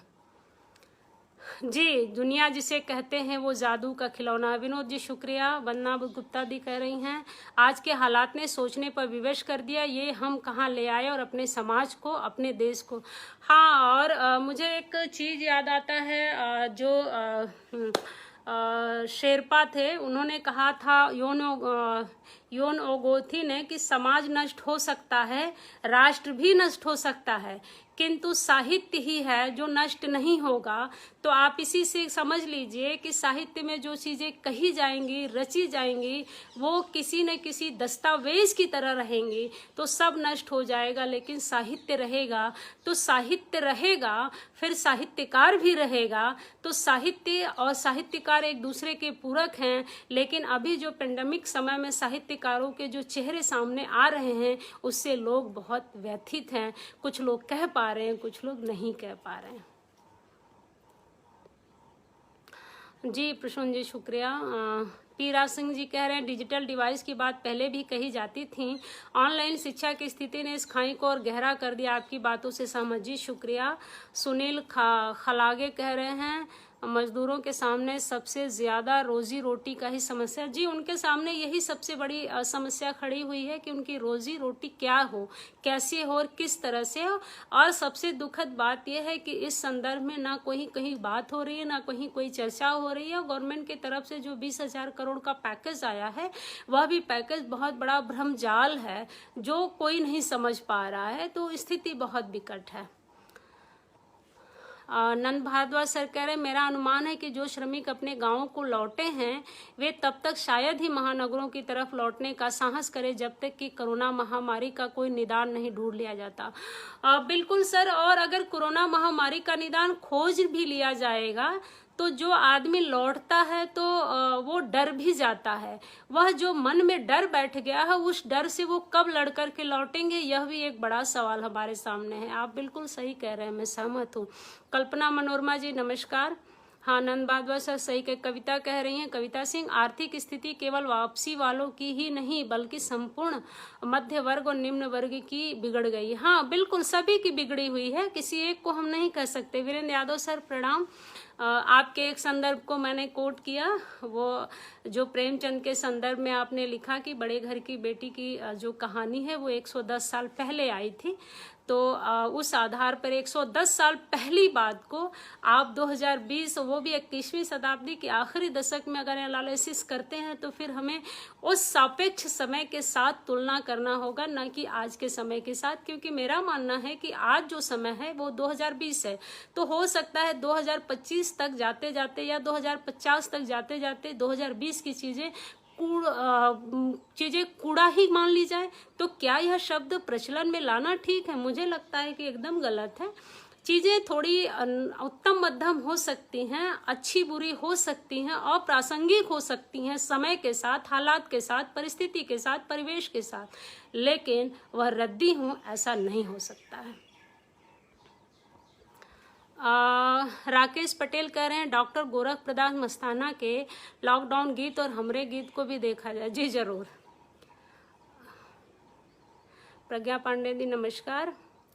जी शुक्रिया, मुझे देखना आपको अच्छा लगता है, शुक्रिया। विनय जी, कुमार सिंह जी नमस्कार। कोई बात नहीं, देर वेर कुछ नहीं होती, आप बाद में भी सुन सकते हैं। बिमलेश शर्मा जी नमस्कार, शुक्रिया आप आई।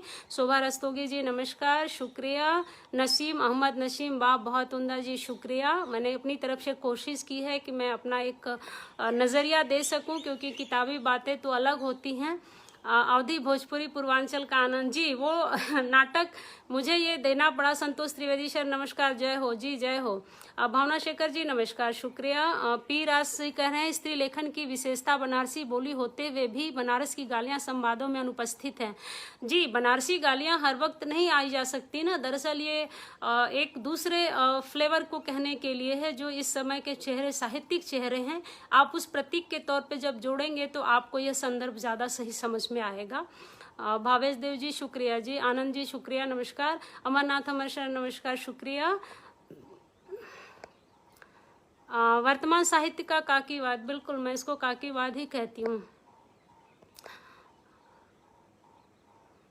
शुक्रिया सर।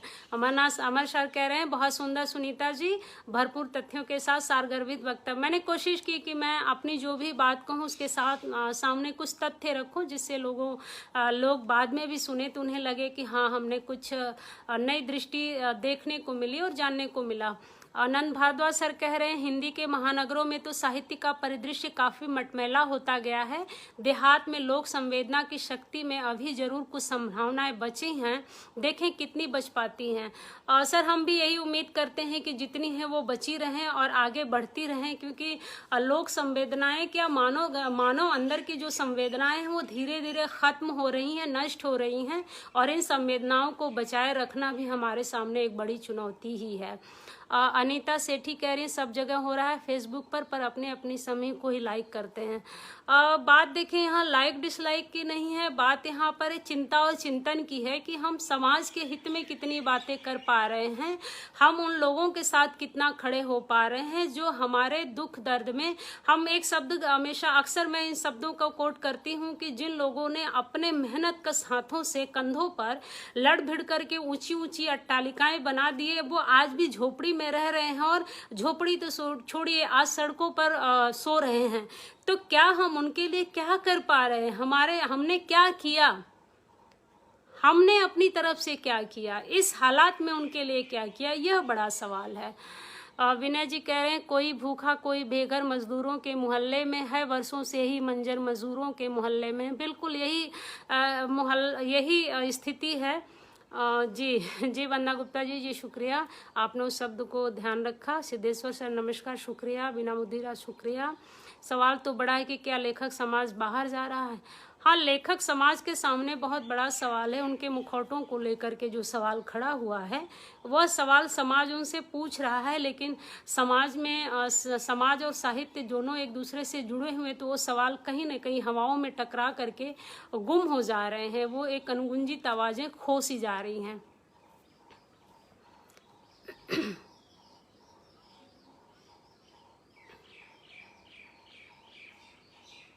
शुक्रिया। हाँ, मैं शाब्दिक हिंसा इन दिनों देख रही हूँ, बहुत भयानक तरीके से देख रही हूँ, इसीलिए मैंने कहा बतासे से झगड़ा। गांव में कहते हैं कि बतासे से झगड़ा करना, जरा सी बात को देखा, बात कहीं और होगा लेकिन अपने ऊपर लेकर के फिर भिड़ जाना, ये वाली जो चीज़ें पैदा हैं उसे भाषिक हिंसा कहते हैं, कोई नाम दिया नहीं जा सकता है। नंद भारद्वाज सर कह रहे फिलहाल तो साहित्यकारों के लिए आईने को ठीक से काम करने तो दे। जी मैं सहमत हूँ इस बात से। हाँ भावना जी, बहुत ही दुर्भाग्यपूर्ण स्थिति पैदा हुई है। जो साहित्यिक युद्ध है इसने हमें बहुत कटघरे में खड़ा कर दिया है, और इस कटघरे को हम सब तोड़ने में अक्षम हैं। वंदना गुप्ता जी लगातार वही सच्चा साहित्यकार कहलाता है जो असहमति का स्वागत करता है। बिल्कुल असहमति होनी चाहिए, आक्षेप नहीं होना चाहिए। असहमति इसलिए होना चाहिए कि जब असहमति होंगी तो बातें होंगी, जब बातें होंगी तो 2-4 नई चीजें निकल कर आएंगी, लेकिन जब आक्षेप आरोपण होगा तो फिर उसमें कुछ भी नहीं रहेगा, किसी बात के लिए गुंजाइश नहीं बचेगी। हाँ वंदना गुप्ता सही कह रही हैं, आपकी सब संवेदनहीन है। उर्मिला शुक्ल जी कह रही हैं आजकल असहमति का अर्थ मूर्ति भंजन है। हाँ, मूर्ति भंजन सही अपने शब्द का प्रयोग किया। विनय जी कह रहे हैं आपकी बातों से संतुष्ट हूँ, शुक्रिया जी। सतीश आनंद, साहित्य समग्र से समाज का कट चुका है, साहित्य ने अपने अपने अलग समाज बना लिया और उसी में अपने को सुरक्षित महसूस करते हैं। जी इसी को तो गुट कहते हैं। सिद्धेश्वर सर कह रहे हैं ये दुनिया अगर मिल भी जाए तो क्या? बिल्कुल, यह दुनिया मिल जाए तो क्या, कुछ भी नहीं। शालिनी श्रीलेंत जी कह रही हैं कुछ लोगों ने तो गाली गलौज भी किए, कुछ लोगों ने कुछ लोगों के कुल में दोष बताए, इन लोगों पर कौन सी धारा लगेगी? भैया से पूछ कर बताइएगा। जी 244A लगेगी, और भी कई धाराएं लग सकती हैं, वो वैसे भी मैं पूछ के क्या बताऊंगी, मैं नंबर दे दूंगी, आप बात कर लीजिएगा। क्योंकि गाली गलौज कभी भी सही नहीं होता है, और हर चीज़ के लिए एक नियम है, एक कानून है, एक दायरा है, हमें उसी दायरे में बात करनी चाहिए। जबकि हम आज की तारीख में सबसे पढ़े लिखे समाजों में से एक गिने जा रहे हैं, तो क्या हम इतने पढ़े लिखे समझ वाले लोग हैं कि गाली गलौज पर उतरने से पहले हम थोड़ी सी सतर्कता बरतते हैं? बरतनी चाहिए, लेकिन हम नहीं बरतते देते हैं तो उनको किसी न किसी तरह से शिकंजे में लेना पड़ेगा, उन्हें सबक तो सिखाना ही होगा कि गाली हम भी जुबान मुंह में रखते हैं भाई, हम इतने खामोश और नहीं हैं, बस ये है कि हम बदजबान नहीं हैं, बदतमीज़ नहीं हैं, लहकट नहीं हैं। तो लहकटपना से दूर रहना ही होगा। आपको मैं ये सारी चीज़ें बता दूंगी ज़रूर। सुमन केशरी मैम प्रणाम। समय साक्ष्य जी नमस्कार। प्रतिपाल कौर जी कह रहे हैं बहुत ही उत्तम सवाल उठाए आपने। चंद साहित्यकारों के इस रूप को देखा लॉकडाउन से पहले ही, अब ये सभी को दिख रहा है। हाँ, आपने अलग अकेले देखा होगा, लेकिन इस लॉकडाउन ने सबको सबके चेहरे सबके सामने ला दिया है। वो लोग अंदर से महसूस कर रहे हैं, देख रहे हैं। कुछ लोग बोल रहे हैं, कुछ लोग बिल्कुल नहीं बोल पा रहे हैं। सुमन केशरी मैम कह रहे हैं प्रणाम सुनीता, आप बहुत सही कह रही हैं, बात निबंध याद करना उचित। हाँ मैम मुझे याद आ गई मैम कि मुझे जैसे संदर्भ आते गए वो चीज़ें मुझे याद आती गई, तो मैं आप सबसे साझा करती गए। अपर्णा जानवाल कह रही हैं स्वयं को सबसे श्रेष्ठ साबित करने की होड़ छोड़कर केवल साहित्य की बात हो तभी ये द्वंद्व की स्थिति बदल सकती है। जी वही तो नहीं हो रहा है, बाकी तो सब हो रहा है।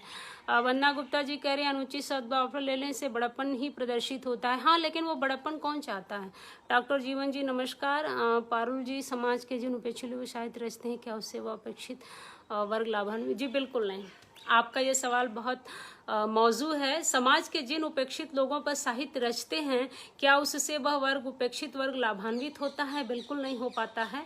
बल्कि हम इस तरह से इसको कहते हैं कि हम जिन उपेक्षितों और एक शब्द का प्रयोग करते थे प्रेमचंद जी झुरझुरी मर्जाद, हम जिन मर्जाद और झुरझुरियों पर लिख करके पुरस्कार पर पुरस्कार पाते हैं, दरअसल वह झुरझुरी और मर्जाद पर को जीवन को हम बदलने में अक्षम हैं। हम नहीं उन तक पहुंच पाते हैं, उन्हें हमारे लिखे हुए के बारे में जानकारी नहीं होता है, बल्कि हम उन पर लिख करके अमर हो जाते हैं। मुझे याद आता है कि पिंकी मिर्ज़ापुर की पिंकी बहुत चर्चा में आई थी, उसके ऊपर एक डॉक्यूमेंट्री बनी थी। उस डॉक्यूमेंट्री को ऑस्कर पुरस्कार भी मिला था। फिर उस लड़की के लाइफ में इतने सारे कॉन्फ्लिक्ट पैदा हुए कि आज की तारीख में पिंकी है कहाँ है, पढ़ रही है नहीं पढ़ रही है, किसी को कुछ नहीं पता है। तो हम जिन उपेक्षित या सताए हुए लोग होते हैं उनके ऊपर जो लिखा जाता है वो उन तक नहीं पहुंच पाता है। उनके जीवन को, उनके दिशा को, उनकी धारा को बदलने में हम अक्षम होते हैं। इसीलिए कई बार मैंने सुना है, लोग कहते हैं, अक्सर कई बार ये उक्तियां सुनी हैं कि इतिहास और साहित्य जो है वो सताए हुए लोगों द्वारा नहीं लिखा जाता है, बल्कि उसको सुन करके कल्पना के आगोश में लिखा जाता है। इसीलिए उसका लाभ सिर्फ उस कल्पनाशील व्यक्ति को मिलता है, जो कल्पना के केंद्र में होता है उसे नहीं मिलता है। सबसे ज्यादा अहिष्णु जी तथाकथित समाज असहिष्णु तो है ही। शुक्रिया पुरवाई जी, आपने हौसला दिया और मैंने अपनी बात रखी। जीवन जी कह रहे हैं, डॉक्टर जीवन कुमार कह रहे हैं वर्तमान राजनीति ने देश की शिक्षा सामाजिकता को तार तार किया है। देश में जनाधिक्य अधिक है, लेकिन सरकार इसका निराकरण नहीं कर पा रही है। इसके लिए शिक्षा जगत को आगे आना पड़ेगा। आपकी क्या राय है? शिक्षा जगत को आना पड़ेगा, आया हुआ है, लोग लड़ रहे हैं, लेकिन आज की लड़ाई जो है वो दीवार से सर टकराने की बराबर है, या फिर बड़े चट्टानों के बीच में खड़े होकर के चीखना और फिर पुनः वह आवाजें हमारे तक ही लौट कर आ जाने वाले कंडीशन में हैं। लोग लड़ रहे हैं, अपने तरीके से कह रहे हैं, लेकिन बात वही है कि हमारी आवाज दूर तक जाती है, फिर लौट कर हमारे तक ही चली आ रही है। आशीर्वाद सिंह जी प्रणाम आपके इस अंदाज को। जी शुक्रिया। रिजवान अली, बहुत से बच्चों के पास मोबाइल नहीं, वह लोग पढ़ाई के लिए बहुत, बिल्कुल यह बहुत ही दिक्कत है। तकनीकी जो मोनोपोली बना के रखी हुई है लोगों ने, बच्चों के मोबाइल तो छोड़िए, एंड्रॉयड मोबाइल तो छोड़िए, किसी किसी के पास कीपैड मोबाइल भी नहीं है। भाई 2 वक्त की जो रोटी नहीं खा सकता वो सरकार मोबाइल रख कर के बच्चे को कैसे पढ़ाएगा? जबकि गवर्नमेंट ने दीक्षा ऐप बना दिया और कहा है कि इस ऐप से जुड़ना है, इसी से अटेंडेंस होना है, इसी से सब होना है, इसी से असाइनमेंट जाना है, आपके इसी से सिलेबस सर्कुलेट होंगे और आपको वो सिलेबस वहीं से पढ़ना है, आपको लर्न करना, वो सबमिट करना है, प्रोजेक्ट वर्क भी सबमिट करना है। तो ये इम्पॉसिबल है।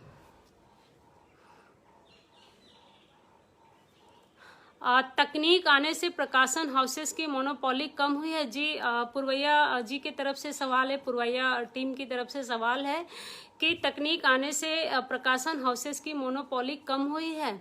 कम नहीं हुई है, बल्कि वो तकनीक का और ज़्यादा मल्टीटास्क अंदाज में यूज़ करने लगे हैं। आप देखिए कि जब लॉकडाउन हुआ है तो सबसे पहले बड़े प्रकाशन हाउस ने ही लाइव प्रोग्राम की शुरुआत की थी। उसमें वाणी है, राजकमल है, राजपाल एंड सन्स हैं। उन तीनों हाउसेस से शुरू हुआ है। फिर उसके बाद प्राइवेट की तरफ अगर हम जाते हैं तो मेरा रंग ने इस मुहिम को आगे बढ़ाया। फिर अटूट बंधन ने इस कड़ी में अपनी कड़ी जोड़ी। उसके बाद तो बाढ़ सी आ गई। और ये ज़रूरी है। और लाइव से किसी का नुकसान नहीं हो रहा है, बल्कि लाइव के माध्यम से बहुत सारी चीज़ें जानने को मिल रही हैं, बहुत सारे लेयर्स भी निकल रहे हैं, सच भी सामने आ रहा है और तथ्य भी आ रहा है। लेकिन प्रकाशन हाउसेस, जो बड़े प्रकाशन स्थापित प्रकाशन हाउसेस हैं, उनके सामने कोई दिक्कतें नहीं आई हैं, बल्कि उन्होंने तकनीक का इस्तेमाल करके और ज़्यादा लाभ कमाने का एक रास्ता बना लिया है। अभी जिंदगी 50-50 के जो लेखक हैं, उन्होंने लिखा था कि प्रकाशन हाउसेस को एक ग्रुप बना लेना चाहिए और किस तरह से इस लॉकडाउन में, इस पेंडेमिक समय में भी व्यापारिक कंडीशन अच्छा कर सकते हैं। वो बड़ा हास्यास्पद लगा था हमको कि यहाँ पे लोग अपने अवसाद से बाहर निकलने के लिए या अपने आप को एंगेज करने के लिए लाइव प्रोडक्ट या लाइव प्रोग्राम्स से जुड़े हैं, या लोगों से एक दूसरे से बात करने की, कि इंटरनेट ने हमें एक रास्ता दिया कि हम एक दूसरे को देख पाएं। अगर यह नहीं होता तो शायद हम एक दूसरे को देख नहीं पाते, एक दूसरे से मिल नहीं पाते, एक दूसरे से बातें नहीं कर पाते, तो शायद और ज़्यादा अवसाद पैदा होता।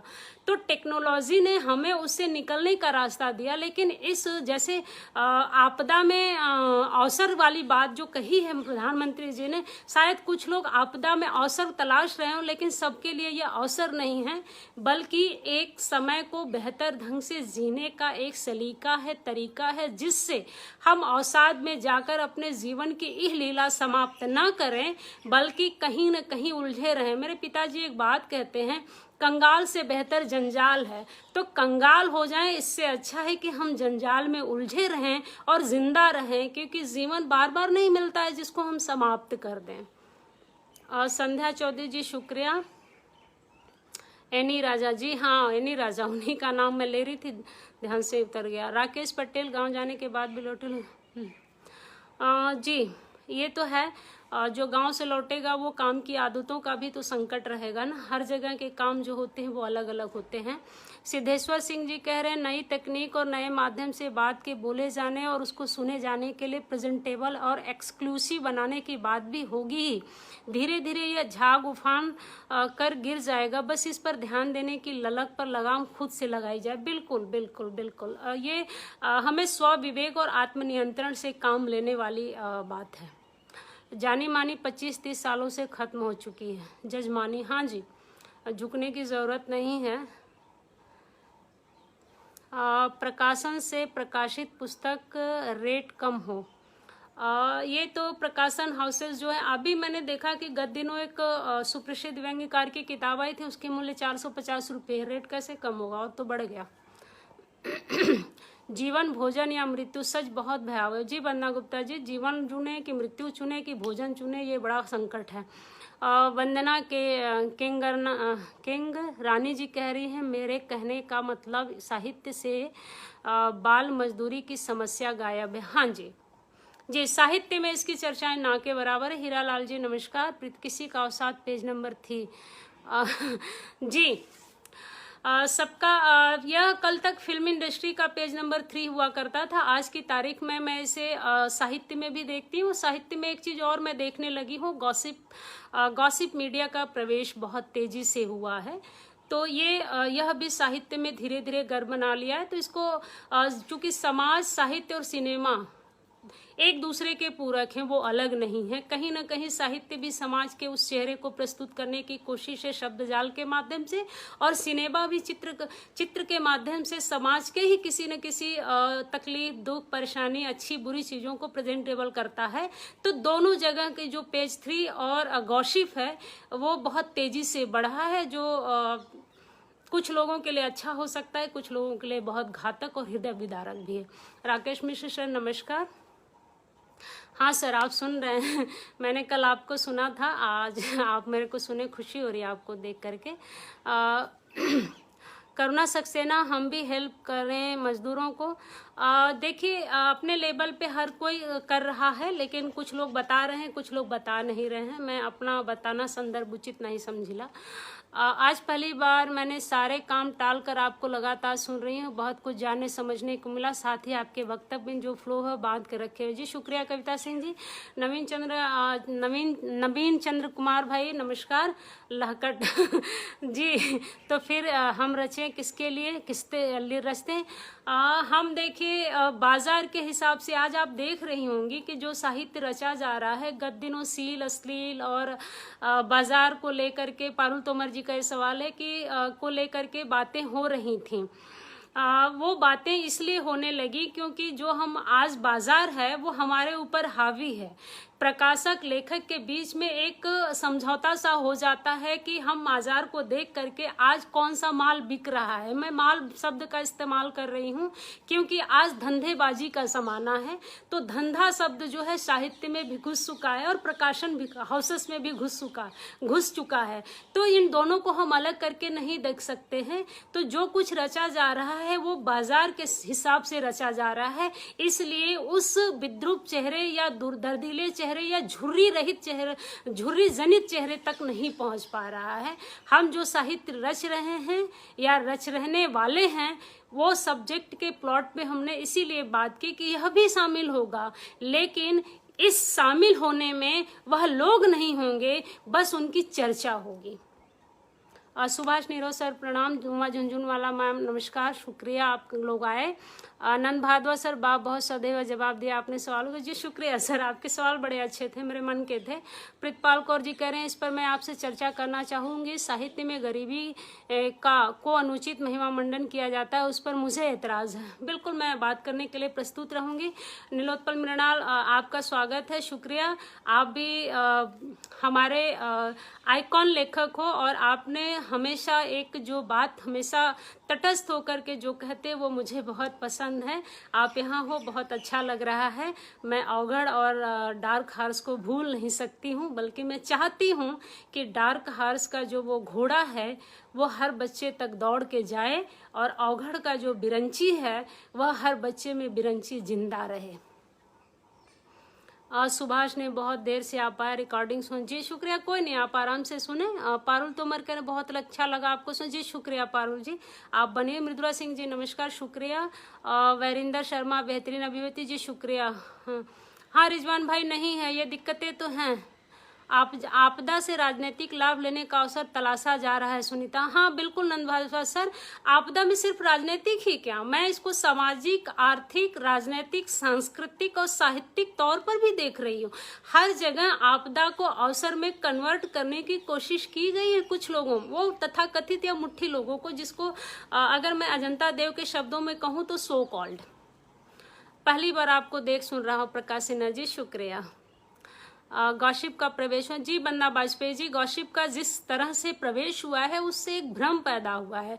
उस भ्रम ने पाठक को, लेखक को और समाज के सभी तबके को एक भ्रम जाल में उलझा दिया है। सही से हम निर्णय लेने की स्थिति में नहीं कि पता नहीं अगला बंदा सही बोल रहा है कि दूसरा बंदा सही बोल रहा है। तो ये बहुत, गॉसिप ने बहुत भ्रमात्मक जाल फैला दिए। ये जाल सिर्फ फिल्म इंडस्ट्री तक था, लेकिन आज की तारीख में साहित्य में भी है, राजनीति में भी, अर्थनीति में भी है। उर्मिला शुक्ल जी, स्टार लेखन का मतलब ही होता है सर्वश्रेष्ठ लेखन। ये ठीक है, कहलाने लगे अच्छी बात है, लेकिन वो स्टारडम को बनाए रखें।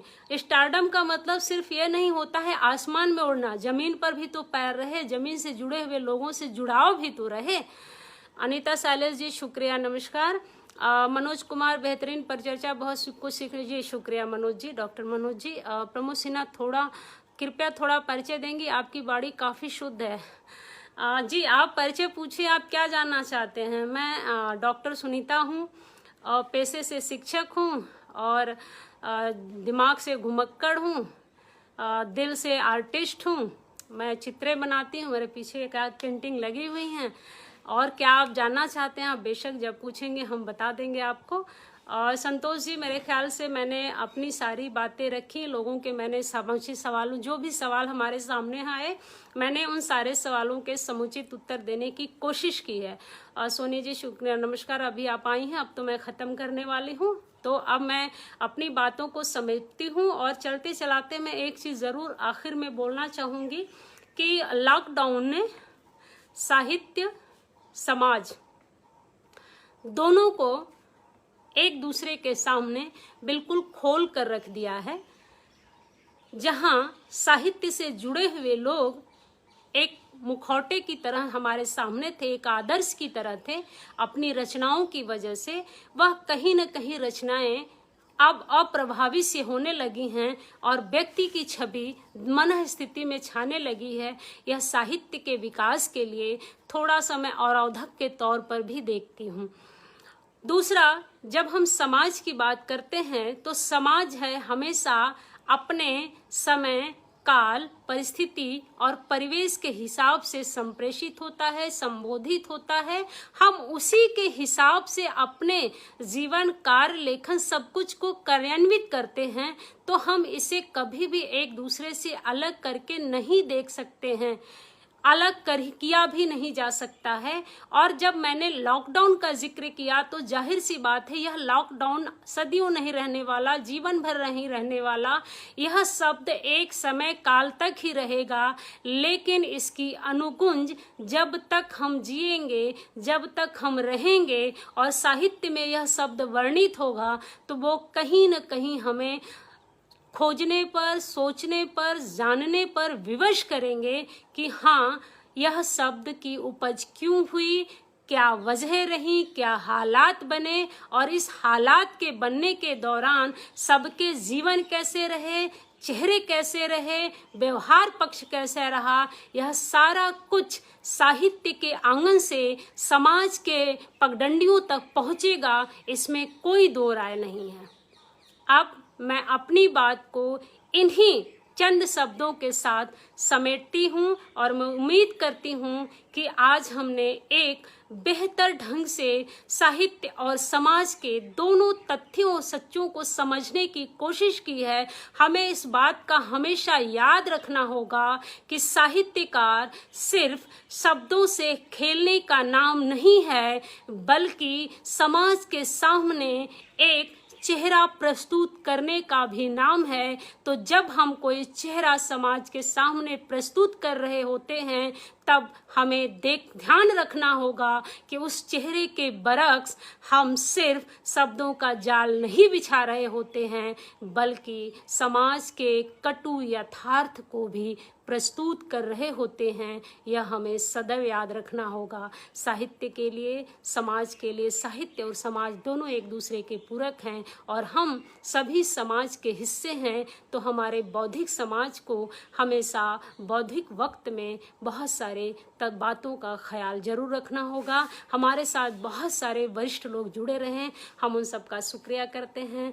नमस्कार। संतोष जी और पुरवैया की पूरी टीम का मैं आभार प्रकट करती हूँ।